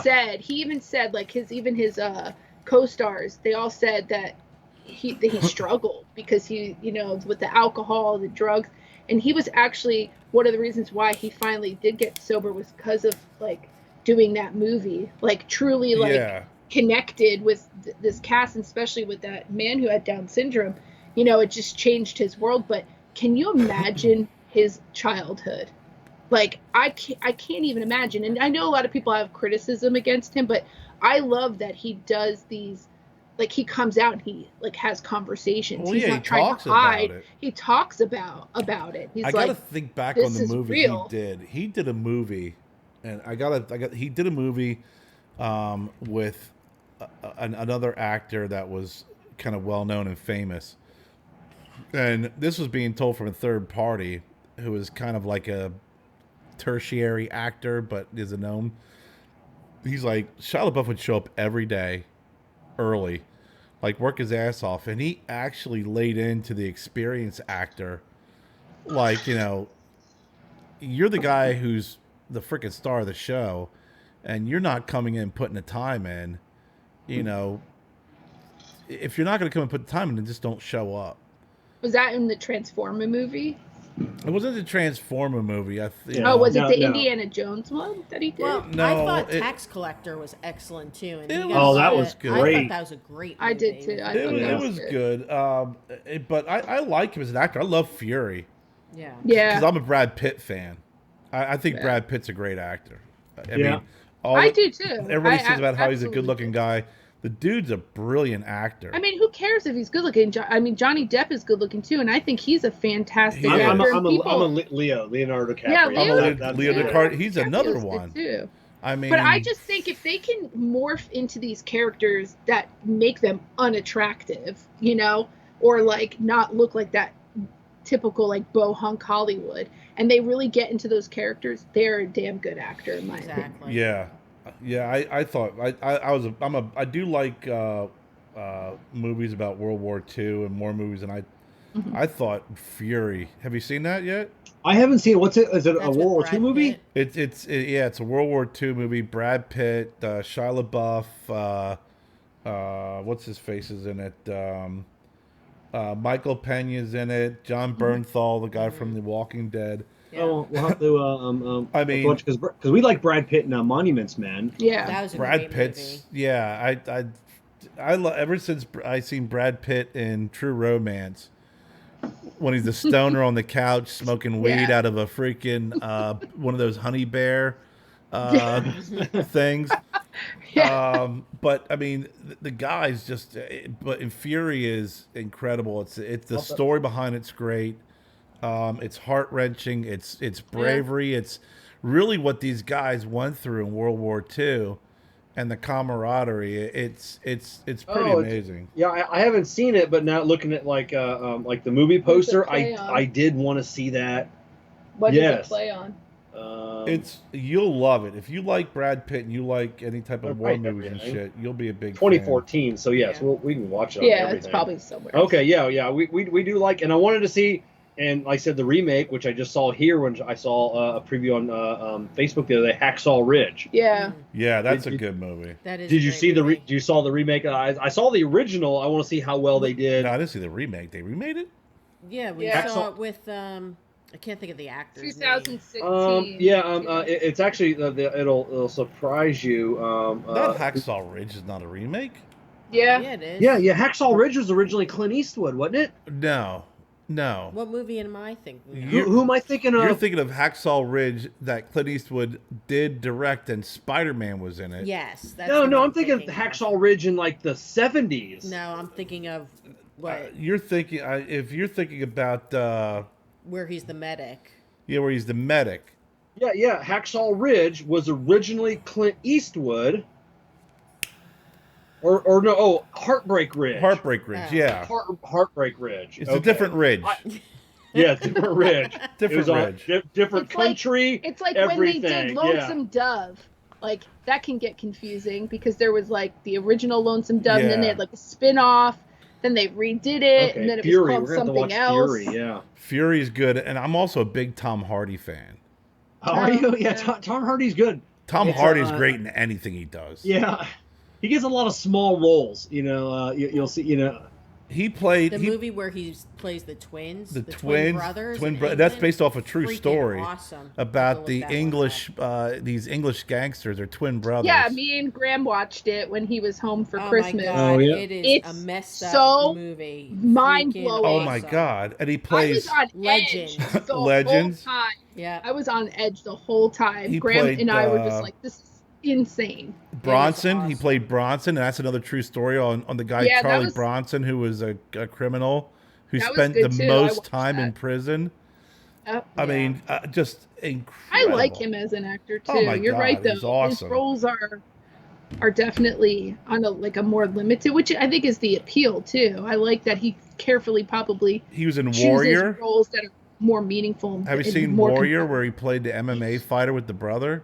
No, I haven't No. seen Oh that. my God, He that was is also in Rock and Roll, incredible. which the lead was Toby Kebbell, which is the lead in the series that we love Yeah. on Prime. Yeah. I can't think of what it was called. With the chick from 6 Feet Under. I know what you're We saying. just now. finished the season of it. I have to look it up. Oh, that's The Servant. The Servant Yeah, it's a great is show. an awesome series. I think it was on Prime or Apple. That's on Apple. Yeah, have you ever seen The Drop with Tom Hardy? No. Great movie. Oh my God. I got to tell you, you have to watch it. If you like just kind of gangstery type movies, but I mean, the end of the movies, Tom Hardy is like so badass in that movie, but it's so subtle. Great cast. It talks about how in the neighborhood they always did numbers running and money, and then there was always a bar that was the Drop, where everybody would bring in their money and drop it in the safe, and then the gangsters would come in and pick up their money at the end of the night, and they would always rotate it. Now, was that James Gandolfini's last movie? It wasn't his last movie, but James Gandolfini's in it, and his bar is the Drop, and they get robbed, and it's such a great movie. Great cast. Oh my I think God. I would like it. Yeah, James Gandolfini's in it. Who's the chick in that movie too? Naomi Rapace or something. Yeah, like that. she's been a lot Russian too. or Yeah.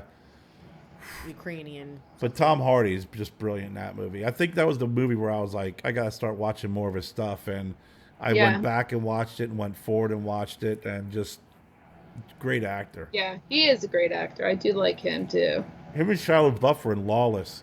Yeah. That was a based good off a true one. story. Yeah. The family that did, it's like an old time gangster movie, I think from the 30s or the 20s. They ran Moonshine. Okay. Real good. Yeah.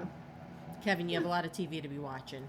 Yeah, He's not yeah. gonna watch any. of it. I've been, for the longest. I'm reading a book right now, The Institute by Stephen King. It's never taken me 2 weeks to read a fucking book, and I'm hooked on it, and I can only get a couple chapters in, here and there, and What's it about? It's Stephen King, though. Like, he'll write a chapter about, the sunrise.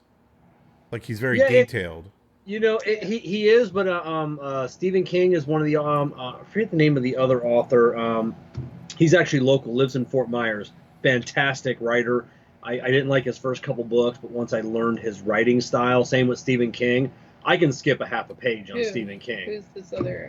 I've got some of his books inside. Oh, okay. I'll have to go and look it up. But Stephen King, I can skip because he's very. But we asked you what this book's about. It's the Institute. It's He's skipping over that question like the pages, Jeff. higher learning kids, kids with like telekinesis, telepathy. Mm-hmm. It's just a Different good book. abilities. Yeah, different. They adventures, government cover-ups. It's but it's good. But like Kerr said, he's very detailed. He can write, A chapter when on the he's sun. describing Yeah. a room. When he's describing a room, I really, You for feel like me, you're in the room. Yeah, like that. I can read it once, but then he'll talk about that room again, and I'm like, I already know what the room looks like. I don't have to read, this half page, so I can skim down and, But that's also like speed reading is reading every third, fourth word, still understanding, knowing which words leave out of there, that, and you don't even read those words. You just skip right over them, and it's. But it's never taken me this long to read a book before. How many pages is it? It's not a big book either. It's compared to other. It's probably about 550, 600 pages. It's not that thick of a book. No. I mean, I read Under the Dome, which was, I don't know, 1,600 pages or something. That miniseries was horrible. We didn't even finish it. Yeah. Did you read the book? No, we only watched the miniseries. I have the book, I'd love. I mean, the book was fantastic. They were 20 minutes into the very first episode of the miniseries, and like the person that like survived, like, hey, he was going to die. He lived. Where the hell is this miniseries going now? I think we watched kind of a lot of things 2 or 3 depended on him dying. It makes you wonder how that even got released to be done that way when it was so far from the book. He had to sign off on it. He has to sign off on every. That's strange. Yeah. Most of his movies he gives away for $1. What? Really? What? Yeah. So but he must not give a flying shit on their interpretation of it. Then, if you're giving somebody for $1 and it's butchered like that, no, he still has to sign off on it, and I'm sure he's getting residuals on the backside. But if there's and especially if it's an up and coming director or producer that really wants to do it, and you're not really well known, like I said, then you're going to get you're going to get it for $1. Like The Shining, he did like when they did The Shining, the movie is nothing like the book. Yeah. Oh no, I only saw the movie. I never read the book. Really? Yeah. And then they did they did a surprising. mini series about The Shining back in the day. Remember that? Was the guy in the early 90s. In the early 90s, and it was a 3-part miniseries because it's like it literally is a Stephen King novel. You have to do a miniseries, right? Yeah, as most of his stuff, yeah. And it was completely different than the book, the movie, because Jack Torrance doesn't die chasing his son. Yeah. He actually snaps out of it and is actually the hero at the end of the movie, of the book. Yeah. Yeah, because not in the miniseries. Well, no, in the miniseries he is, but not in the movie, and not in the book, because the house is haunted. And we watched the movie, which was very disturbing. Dr. Sleep, which is the sequel to The Shining. Yeah. And Dr. Sleep is a fantastic movie. It was a great movie, but my God, really, it was really more based on. Out. I think I have Dr. Sleep and I haven't read it yet. It's really based more on, and in the movie itself, the way that it was laid out was more reflective of the way the original book and the miniseries laid out, about the focus on the house being evil and having an entity, and the furnace was like the heart of it. It's great movie, but very disturbing. Yeah, I don't know. That's like what Nosferatu, when we watched that. I love that series. I thought it was fantastic. Oh my God. I'm so mad that it's canceled. I know. That really pissed us off, because and I kind of wanted to go back and read the book, and it kind of made me really want to get back or go back in, because I've never read anything that Jonah Hill's done. Yeah. So I've never read any of his books. I've never read anything by Tabitha King either. Yeah. Any of her books, and she's actually the critically acclaimed author in the family. She's the one that wins the awards and writes like the best books. And some of the series we've been getting into, we're trying to connect those dots. Like, we were watching the one series that they canceled. The Outsider. No, the freaking one in Hulu. That was Castle Rock. Oh my God, you would love Castle Rock. I once I heard it was canceled, I'm like, oh no, I don't want to watch. I loved it. Upsetting because the two seasons, right? Or was it 3? There were 3 seasons. But every season focused on kind of a Stephen King story. You almost picked the Easter eggs. And like, so the first one really revolved around Shawshank. Yeah. Okay. And it was really good. And then there was another one, and then Dolores Claiborne. Yeah. Was, and we're like it was Dolores Claiborne before, it was like when she was younger. Yeah. Gave you the backstory of not Dolores Claiborne. It was Misery Chick. Misery Chick. Oh, Misery. Yeah, that's it. Annie. Oh, it gives her backstory. It gives her backstory when she was young. When she was younger. When she was a kid, and what happened.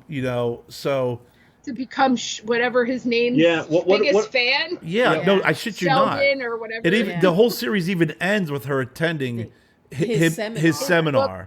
That's right. I mean, it was awesome. Fantastic. Awesome. The series, and every little Easter egg was in there. That sounds like it's still worth watching. It was a nod. It's definitely worth watching. A nod to his other movies. I mean, even in the one, I don't know, spoiler alert, but even a couple of scenes, he's sitting there talking, and she's like, I'm Jack Torrance, and he goes, what? He goes, well, Jack Torrance was my uncle, which is Stephen, which was Jack Nicholson's. So every single book, there's like some sort of connection. People in town, they would say their name. You're like, oh my God, it's from this movie or this story. And I wonder why they decided to not I don't know, but it was Salem's freaking. Lot, or, I mean, it was awesome. It really was. Yeah, that was I think the second episode was focused more on Salem's Lot. Yeah. Or the third episode was like it really started to blend together because it started to tell a story. Did you watch the miniseries 11/22/63? No. That was with James Franco. And that was based on a Stephen King book, and it was like a seven-part miniseries. Is it a miniseries, or was because I was gonna watch it, but I thought it was a series that they canceled.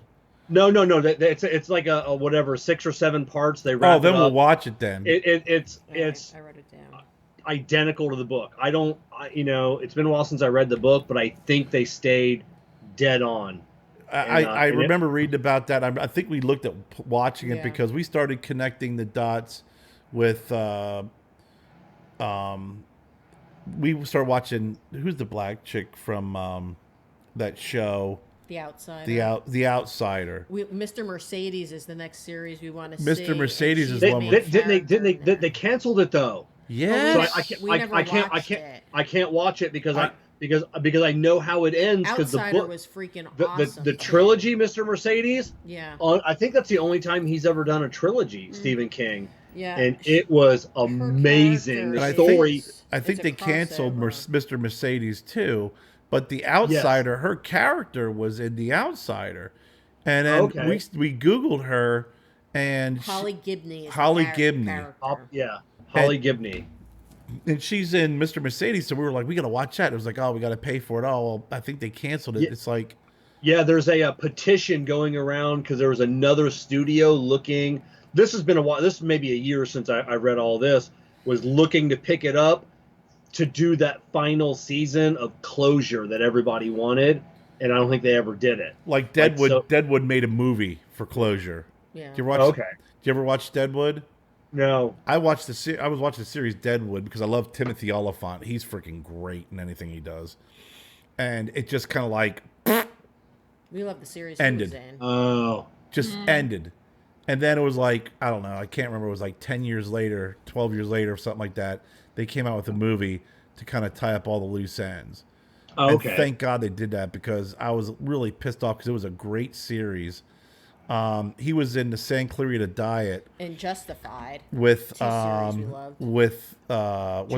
Barrymore. Oh my God, so funny. And I think I was laid off the time or something. I was like, Jen, you got to watch this. The first episode you're gonna want to pull out, but you got to stick with it. And we were just hooked because it was great. And then they canceled it. Yeah. San Clarita Diet. Justified, they ended that series, but if you ever get a chance and you want to kill some time and like watch a great series, Justified is freaking awesome. Awesome. Did you ever see that show Hell on Wheels? No. Oh, that is freaking a really great show. What is it? That's older. It's a Western. It's based off of how they do the railroad and stuff. Oh, nice. It has 5 seasons, and who's in it?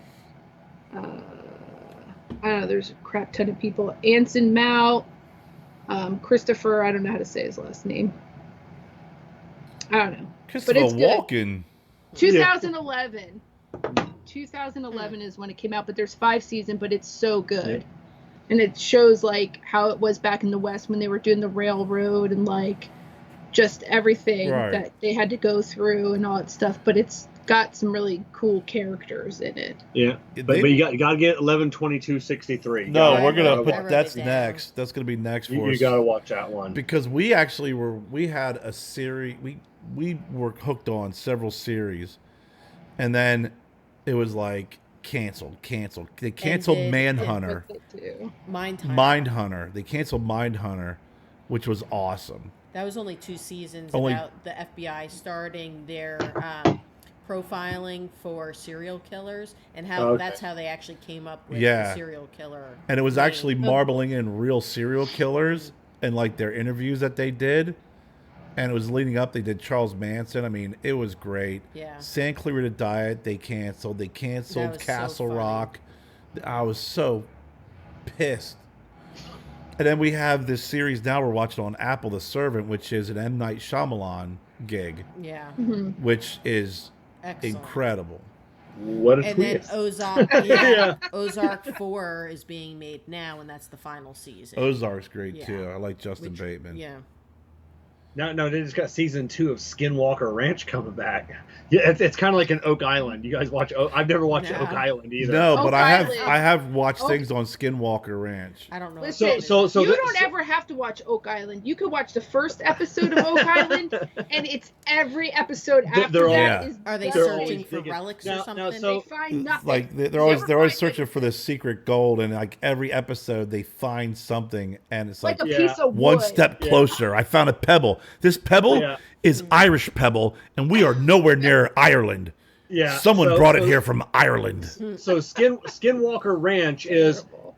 I think it's Nothing from the with people Star that Wars? make Oak Island, but it's they're not certain. But they bring in all these scientists, Okay. like these I'm not gonna. I mean, we watched. You were more into it than I was. because there's a lot it's of cheesy. It's a little bullshit. but and they, cheesy. but they bring in like these legit professionals, like these outside companies to do like these testing, and some of these people like we don't know, like we don't know, like these oh, like my these equipment! My equipment's not working. these microwaves. It's like there's like no other place on Earth. That, No, like, the you know, stories that come out of there, Yeah, what has it's- there's been 3 owners total yeah. of Skinwalker Ranch. I mean, Yeah. Well, the is something odd happening there, or has happened there? Probably. well, and the But biggest it just bothers me how they'll like say all this stuff, but then they like it doesn't really show anything. Well, it just, because Bob Bigelow, I don't know if you know who Bob Bigelow is, from the aerospace industry, was Mhm. the last owner of it,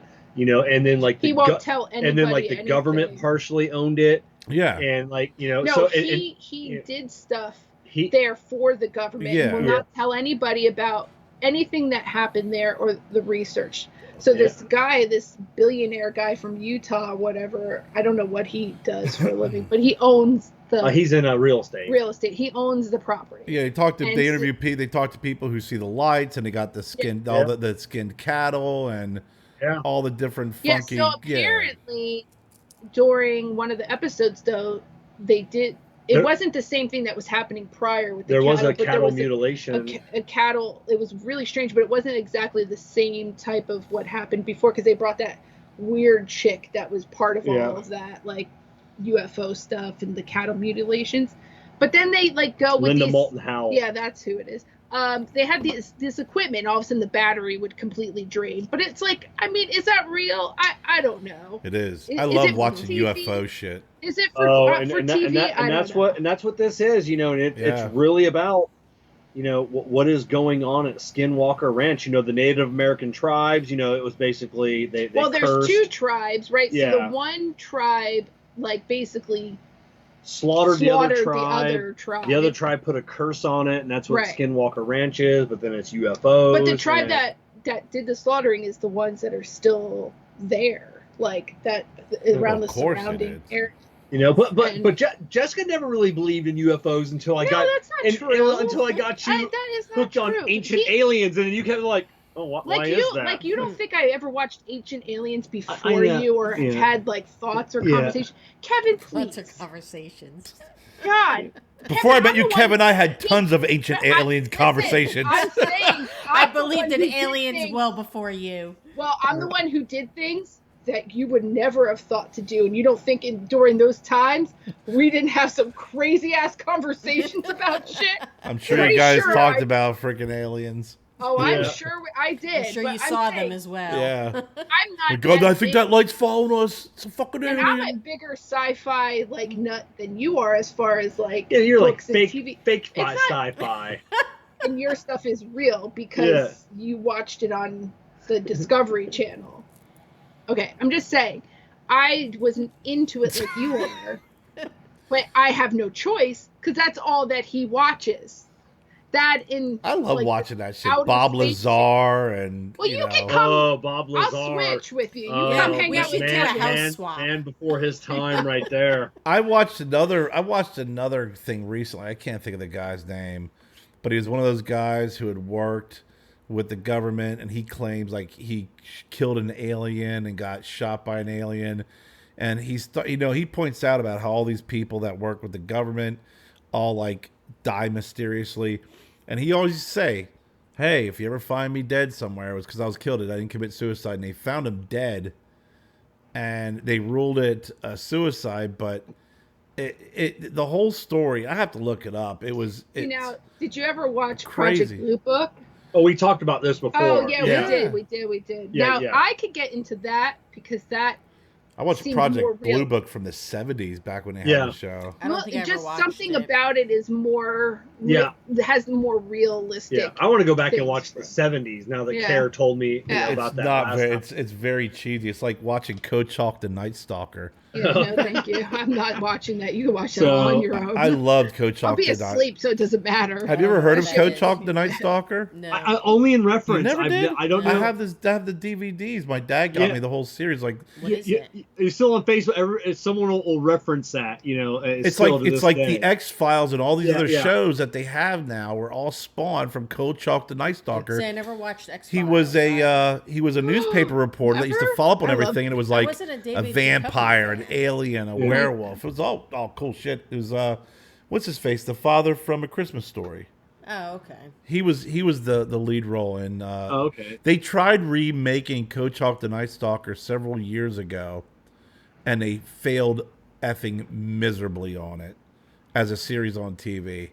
It was actually pretty sad because the original series. When I was a kid, I used to drive around my big wheel with a baseball bat because they had the headless motorcycle guy. Used to cut people's heads off. Oh my god! I can see him doing that too. Oh yeah, I was on a big wheel. I had the wiffle ball bat, and he's pedaling, but it's not going anywhere. The two movies that we used to back wheel. The two movies that we used to reenact was the big wheel with the headless motorcycle guy. And my brother, we had this old Flyers jersey, and we painted number 6 on it, and a helmet, and back the original rollerball from the 70s, James Caan. Yeah. I was Jonathan E., and that's what he used to like. It was like roller derby, but you had spikes on your gloves, and they picked up these metal balls. Like Road Warrior playing, it was awesome. Awesome. Jen, you're gonna have to get Kerr because they make adult big wheels. There's a company that makes it so I would cruise the neighborhood in an adult big wheel. Damn skippy I would. Smoking a cigar. And I'd even hit that little blue handle and do a spin out. Yeah.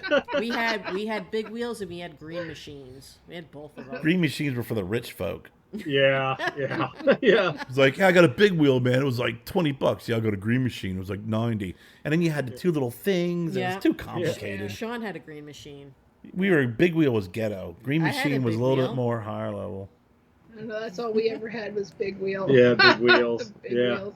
Or my grandfather made us some stupid go-kart thing that had no brakes or anything, and we'd die out of wood and tires and shit and push us down a hill. I don't know how my parents ever allowed him to do all that stuff, but it was fun. But did you die? No, but we got hurt a lot. Yeah. Are you kidding me? And you recovered. And you recovered. Yeah, you recover. Because but now we got Joe when he was a kid would come in crying because his tooth got knocked out because Wyatt or Emma threw a plushie and it hit him in the face. Yeah. It was it was the eye. It was the hard part. It was really. How's Joe doing on his driving? He's doing better. I went out with him the other day.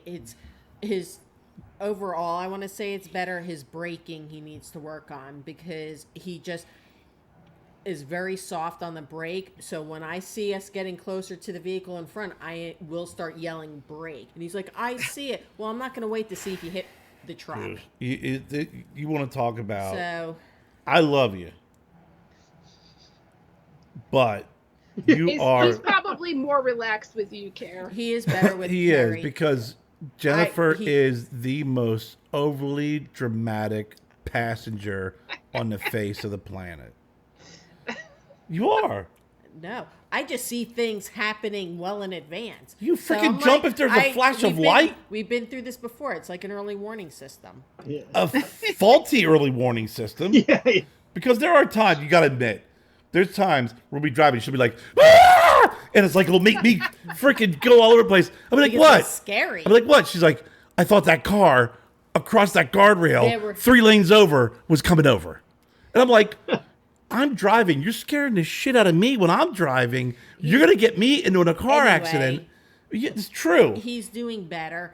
And you do the freaking brakes, yes, or the you air brakes. or you the end of the summer, I think we're going to sign grab up the for freaking driving. handle. 911 in Greenville is run by cops. So I figure. Oh, that's good. Yeah, they drive Is like. it?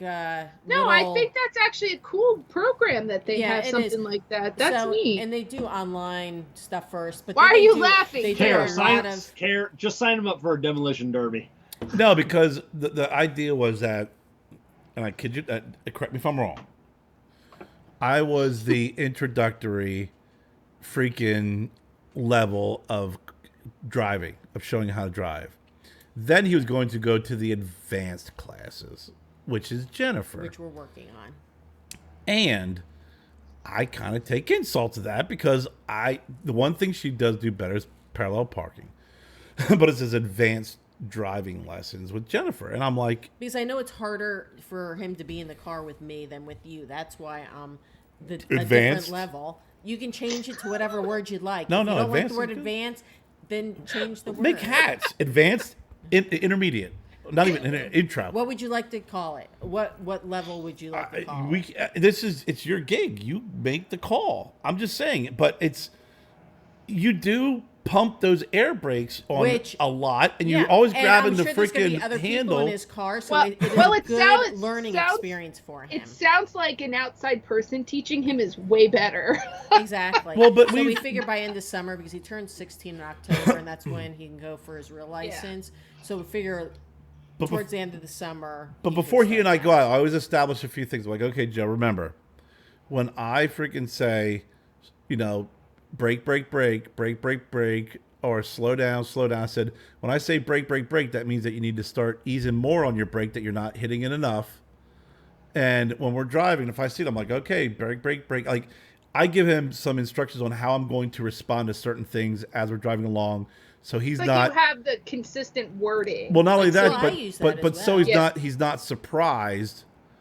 When we get in the car at the screaming, at the freaking pump rate, and I know he caught an attitude with you recently. Yes, and he caught a little attitude with me because he's like, I am braking. I'm like, Joe, we're not going to let you hit the car. Here's the front of us deal. To find out. I'm a passenger. I can feel how fast you're going, and I can feel when you apply the brake, and I can see the distance between us and that car, and I can pretty much estimate at our speed when we're going to hit that car. I've been driving for 31 years. And I'm not feeling any braking. Exactly. You can't just stop. And so he's getting better at that. He has. At easing up, because he does. And then the other thing is, the problematic is, and I don't know if it's this generation, it's like, to be able to multitask is very tough. Mm-hmm. So we're pulling out of a place, and it's like there's a car pulling in here, a car pulling in there. I'm like, okay, just be careful, because that guy may cut it short. And he stops. I'm like, dude, do not stop in the middle of a road. Just keep going. Keep your eyes on these things. Or he's trying to turn the windshield wiper blades off, and he's looking at it. Oh, God, yeah. And I'm like, yeah. He was do it instinctively. Yeah. What's funny is that he pulled out and he went to turn on the windshield wiper blades, and he turned the interior lights on. So we're driving, and he's trying to turn it off. It's our little Dodge Caliper. It's not that complicated. And he's trying to turn it off, And I said, Joe. And he goes, well, I go, drive. I go, listen, buddy. I said, here's the deal. The lights on will not kill us. You looking at the handle, trying to turn them off, will kill us. So we will, at the next stop, find how to turn the lights off. Don't sit there and hyper focus on something.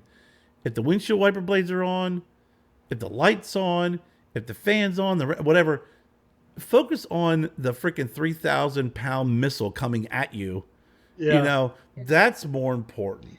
I had to beg Graham to get his license. He had no intent on getting his driver's license. Kevin Jr. didn't get his until he was 18. Yeah, Graham was like, he had no interest. So when he finally did, like, he was overly cautious. Like, he was like an old man driving a car. Mm-hmm. Like, I was like to the point where I was like, can you fucking step on the gas? Like, he was so easy because he was already very, like, just cautious, courteous, like, took his time. The first time we went on the interstate, I thought we were going to die. I was like, step on the gas! I did once with Joe. I was like, you can't get on the interstate unless you get the gas going. Yeah. You can't just expect that truck to be like, let this guy on. Like, get on it. We went on the interstate with Joe, and I'll tell you what. Heart attack.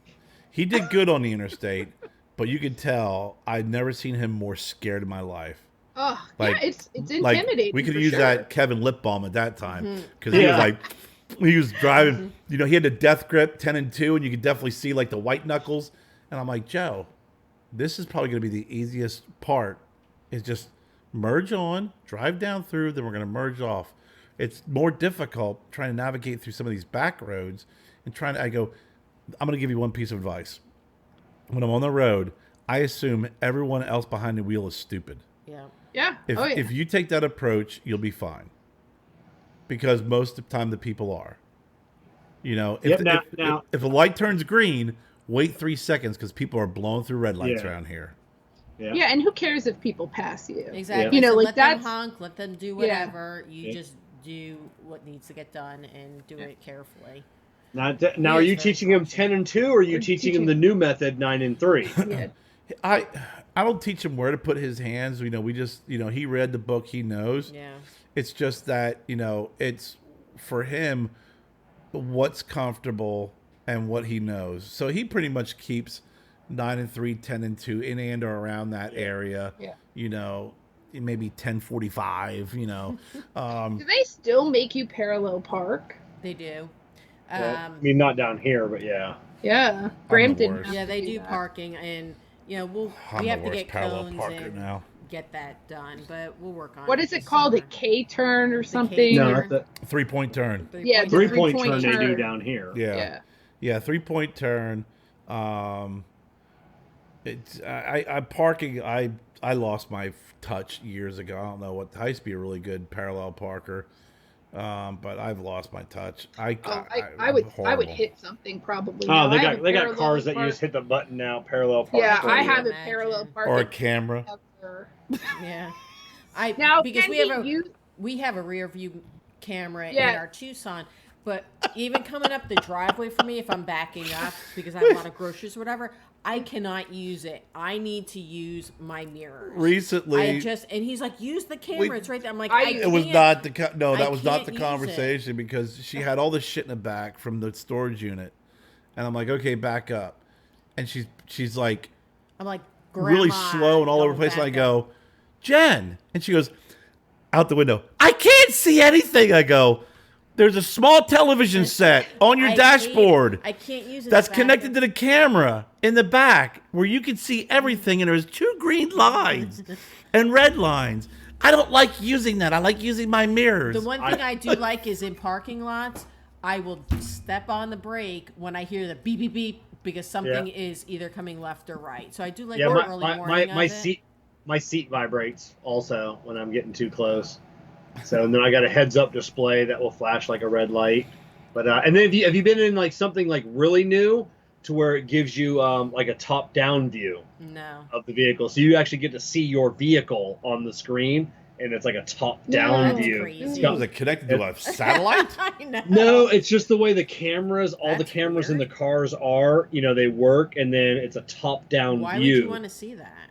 It actually works really good. Bridge? Making No, sure no, there's a it- clearance. Deploy a freaking drone? Yeah, no, it's it, freaking it, it weird. works really good. And then Chevy's got their new. Yeah, it works really good, but what's the purpose? When you're backing up, it's actually really nice. To see the top of your car. Well, you see the top from a bird's eye view of your surroundings. Yeah, no. So, and then That's Chevy's just got too on their much. new one the It's just too trailer view, complicated. which once you plug in, so you can put if you're hauling like a fifth wheel or any type lawn trailer, even like a box trailer, you can put a camera on the back of the trailer. Yeah, I've seen and that. then it'll That I plug can in, understand. and your trailer disappears on your screen. So when you're looking at your screen, you don't see You the don't see the trailer trailer. behind you. You see all the traffic, and it makes your trailer invisible. So you to your think people are screen. closer than they are, and you get into an accident? No. You It can't just see you the can trailer? you can see all the cars around you. Yeah, you So know the if you're trailer's looking- there, but you can Yeah, see the cars the trailer without becomes there's no invisible, blind and then you spots. can see no blind spots Yeah. at all. Yeah, Yeah. I've seen that. That's pretty cool. I love I think our car has it too, where it's lane warnings. Yeah, I Yeah. turn it off because even going through a drive-through, it beeps and it scares me. So See, mine just lights up. It doesn't make noise unless I want it to. Like Yeah. I can censor the noise, but it still lights up. Mine will put me back in the lane if Yeah. if I'm drifting over. I can feel that resistance in the steering wheel, and it'll take me back into the lane. you Yeah. got a super fancy car. Yeah, I know. Believe it or not, Graham's like backup camera is like very clear. Like I thought mine Yeah. was kind of clear. No, his is like Oh, yeah. it's pristine. I love them. I love Holy it. I mean, shit. I think it's a godsend. And I told Joe, See, now like, mine is kind of grainy, so I don't really trust No, mine. Yeah, it's you're just you're- clear. I'm just not used to it actually Mine's like backing not. up the driveway. I use it to get out of spots because people are flying it down the different lanes. well, there's but- so many damn I have an older controls. car though, so I was telling Oh. Joe, I said, don't feel bad. When I first start driving, I had a knob that turned the lights on. yeah. I had a knob that did the windshield wiper blades, and you probably had one knob that you shared for yeah, all you of open them. the window. Roll your window You down. know, we You had rolled two keys, rolled the window door down, and but I'm like, ignition. literally, In the trunk. you had your turn signal, right?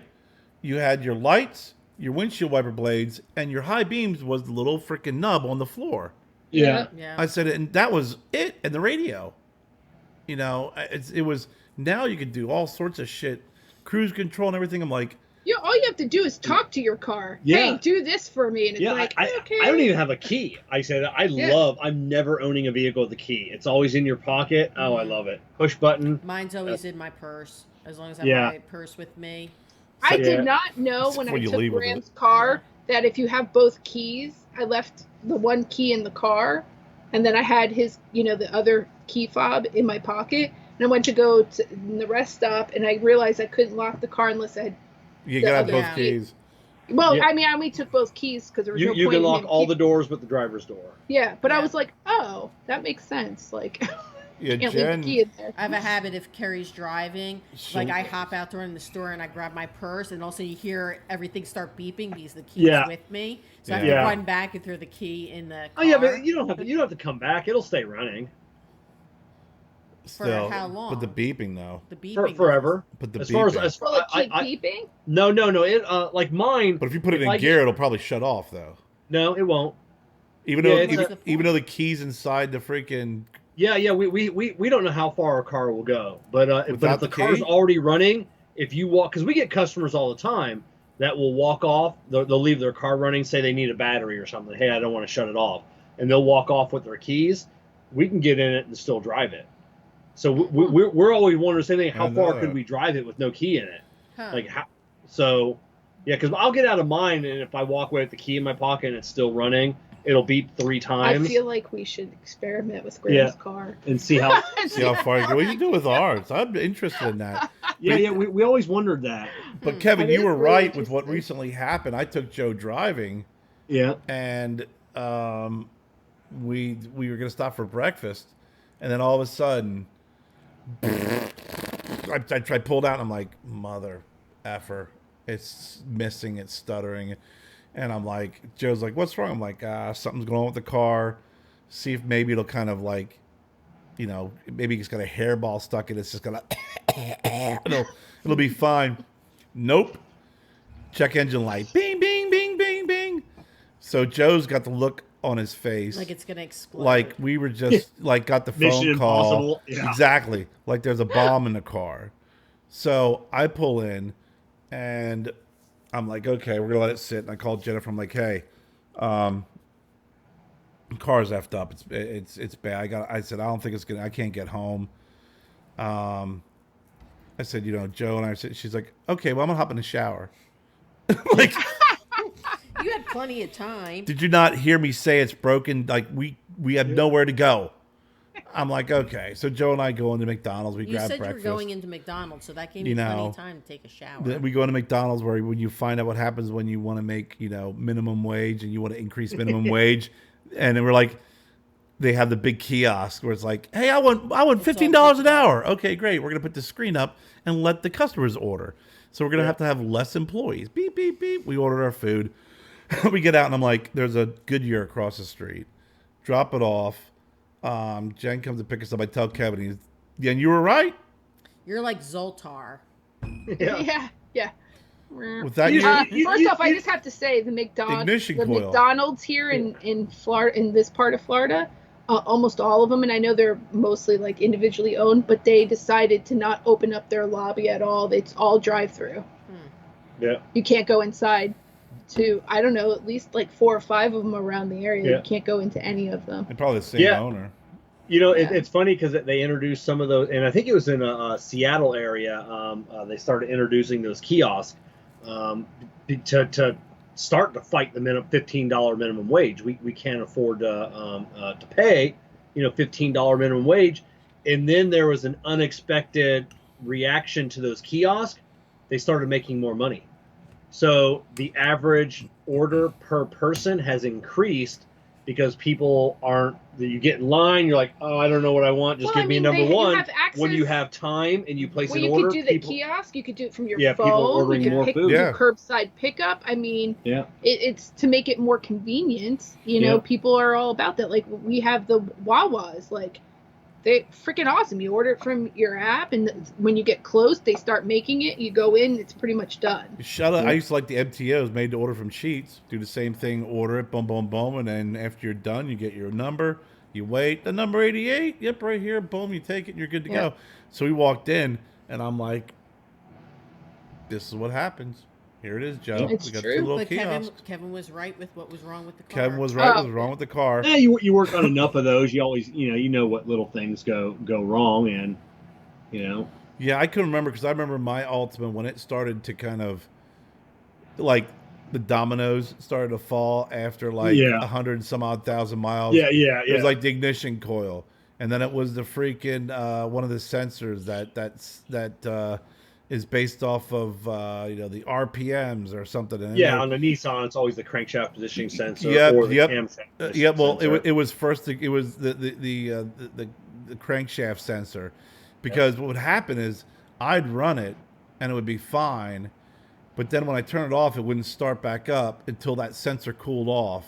Yeah, and then it would start back up again, and then it was another sensor, and it was like always 150 here, 150 here.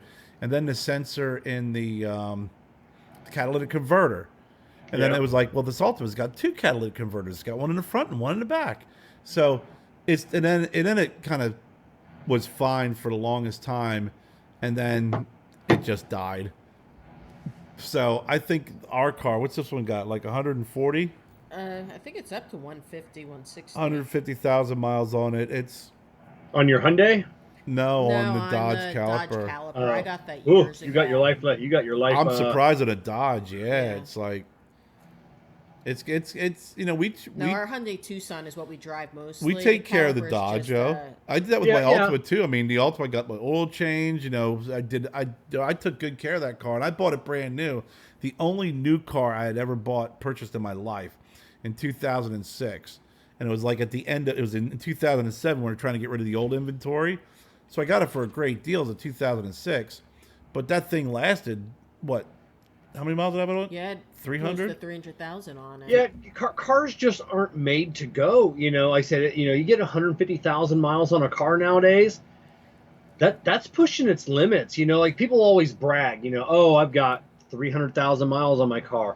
how much money do you got into that car? It's like, you start putting a lot of, and it starts nickel and diming you to death. And, we get people all the time like, oh, I love this car. It's like my first car. And it's like, all right, you're going to be a great customer. So I'm going to take all your money, because it's going to, every time you come in. For Joe to practice on and learn on. And, oh, yeah. It's paid off. And my guys at Firestone and Taylor's, I got to know those guys because I did my work. And I'd bring the car in and they'd be like, I said, listen, man, it's doing this. And he's like, Carrie, man, it's time to move on. You got to put her to bed. And I'm like, no, I think I get a little bit more out of her. And at the end, at the very, very, very end, I was like, does it need a tune-up? Does it need that? And he's like, I can't sense if there's any leaks. He goes, I guess, I was wondering whether the master seal, the header, right? There's a leak. The head, yeah. So head gasket, because it was missing. He goes, I can't sense. He goes, but I really do think that there's some sort of very small leak that it's not enough for us to pick up, but it's enough to make it run crappy. He goes, getting a tune-up isn't going to help. I'm like, okay, well, it would kind of run good and bad, and then just one day it was just like. We have that conversation every single day with our customers, and. We'll give someone an estimate for $800 or $900, $1,000, and they'll be like, "Go ahead and do it." And we like, "Are you sure?" Like because you'll put $1,000 into this. If you trade it in, they're going to give you $500 for it. Yeah, no, I would never do something like that. And same thing. I had that discussion with Amber when she bought her first car. It was a used car, Malibu. And she kept it running for like 3 years, and then it was like one day she needed another set of tires and a couple things. I go, Amber, it's time. I go, you paid like a couple grand for this car. Yeah. It was your first car. It's time. You need to look. And then she went down that day and traded in, bought a brand new car. And she's still driving it now. And she's still driving it. It's paid off. It's doing good, and she takes care of it. But she knows it's getting some miles on there. No, she knows. She thinks by next year she's got to get a new but now car, she wants an $80,000 fucking BMW. Bobby and her can do it. Leave it to Bobby. I told her, I said, I'm done. I said, you buy like a BMW. I said, there's no more free tires. My kids, I buy all their tires. Fuck last year. Fuck, between my car and I put new tires on it and totaled it. Put new tires on hers. Put new tires on Kevin Jr.'s. Put new tires on his wife. I bought like 8 sets of tires last year. So I told her, I said, you buy a BMW. I said, I'm not buying tires. I said, your tires on your car cost me like $400. It cost me like $1,000 to put tires on your BMW. Yeah.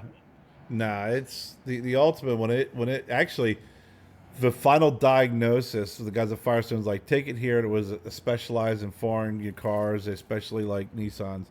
And the lady's like, look, we would have to do this. It costs $1,200. And at the time, I was like, well, and she goes, and I love when you deal with people that aren't trying to fuck you over, right? Yeah. She's like, even if we did the work, I can't guarantee you that the aluminum block's not warped. She goes, even if we did everything that you want done, and it's $1,000, $1,200, it still may be problematic for you. She's like, and when she said that, I go, Jennifer, we got to trade it in. Yeah. And I'll never forget the last trip to the freaking dealership. I held my breath watching, and I was driving behind them. We just had to get the car to the dealership to get. It was like 5 miles away. Just give us I kind of feel like that's how it was when we took my van. And it was. They were pissed. Oh, it was. Oh no! They said you get it. I told them we're giving you money for it. I told them we're like we're gonna do our best. We have a you pay you pull a couple places around here, big graveyard. They're like, we'll give you $300-$400 for it if you get it here. And the dealership was like, we'll give you $500 as a trade. I'm like, even better because it's less taxable dollars. Blah blah blah. So I'm like, I got to get it there. And it generally goes about, I was like 15 miles under any speed limit. Like, that's how slow it was running at that time. So I'm like, okay, I have to gas and brake it the whole time to keep the engine going. And I didn't hit one red light. Yeah. Everything was green. Yeah. The stars aligned. And even I had to cross over a 3-lane highway to pull into the dealership. When I got there, there was nothing there. I pulled it in and I parked it, and the people were just looking at me because it sounded like shit. When I pulled in and I turned it off, like all the freaking smoke's billowing out from under the hood.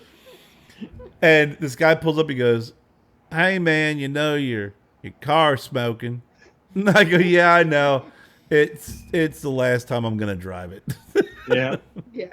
You're like, "Thanks, Captain Obvious." Oh my God. We traded in her minivan, and it was knocking. It had a rod knock. It was it was terrible. It was on its last. I mean. Oh, and you could tell after we did the whole deal and stuff that they were not. Oh well, I mean because I absolutely fucked them on the deal. Yeah. Like we had the deal all done.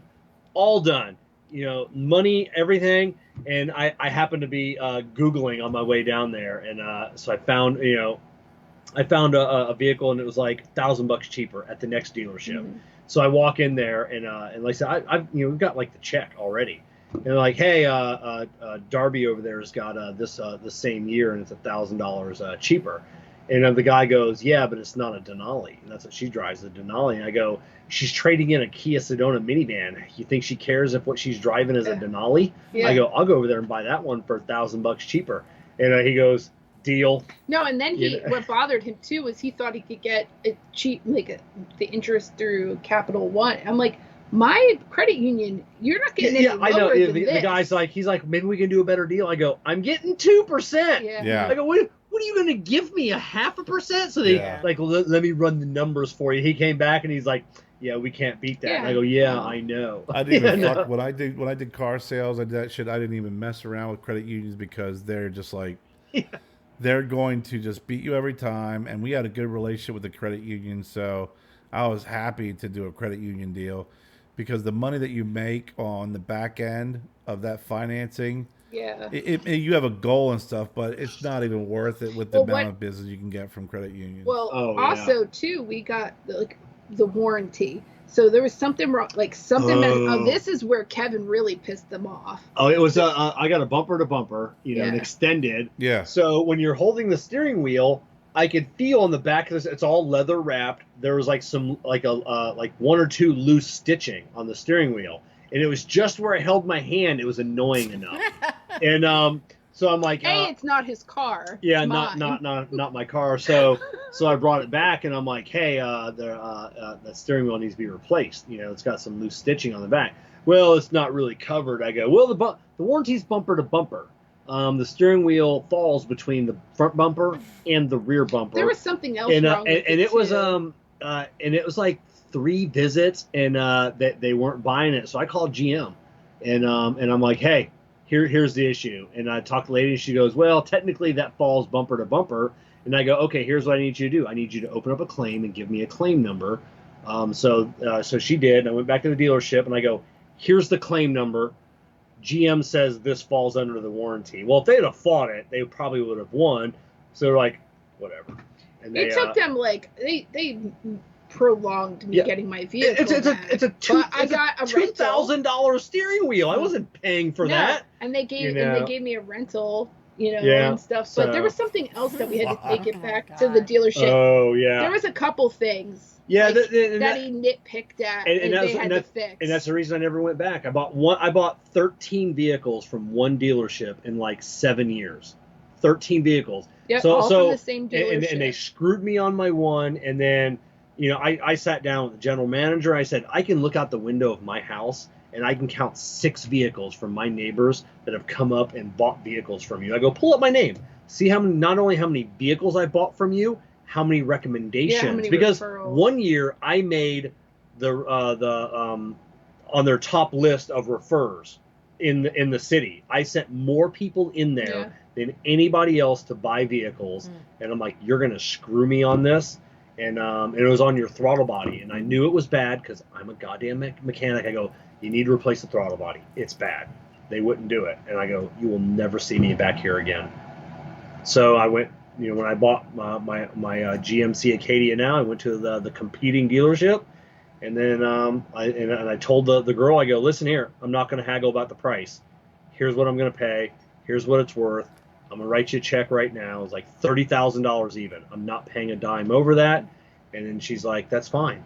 So, and then I told her, I said afterwards, I go, you just made a loyal customer. And I told her, you know, how many vehicles I buy, how many I recommend. She's like, wow. She goes, I cannot believe Bill Buck didn't If you work hit with this you. table one more time, So- I'm gonna smack you. But yeah, so Did you drive Yeah. by with the car and say, "Look what I bought elsewhere"? It's really sad though because you know Kevin has legitly he has like lots of relationships with people all over. I mean he's lived here a very long time, you know, and then buying the vehicles from there for as long as he did and referring people. It's really shitty how they did treat him. Yeah. You know. Well, if you have that many cars you purchased from there, and From the same dealership. and referred It's that crazy. many people to that dealership, you are being so short-sighted if you don't want to replace something like that. That's Yeah. Yeah, That's it was terrible. it was a $700 part that the dealership was going to pay $200 for because I know it. I've replaced them myself.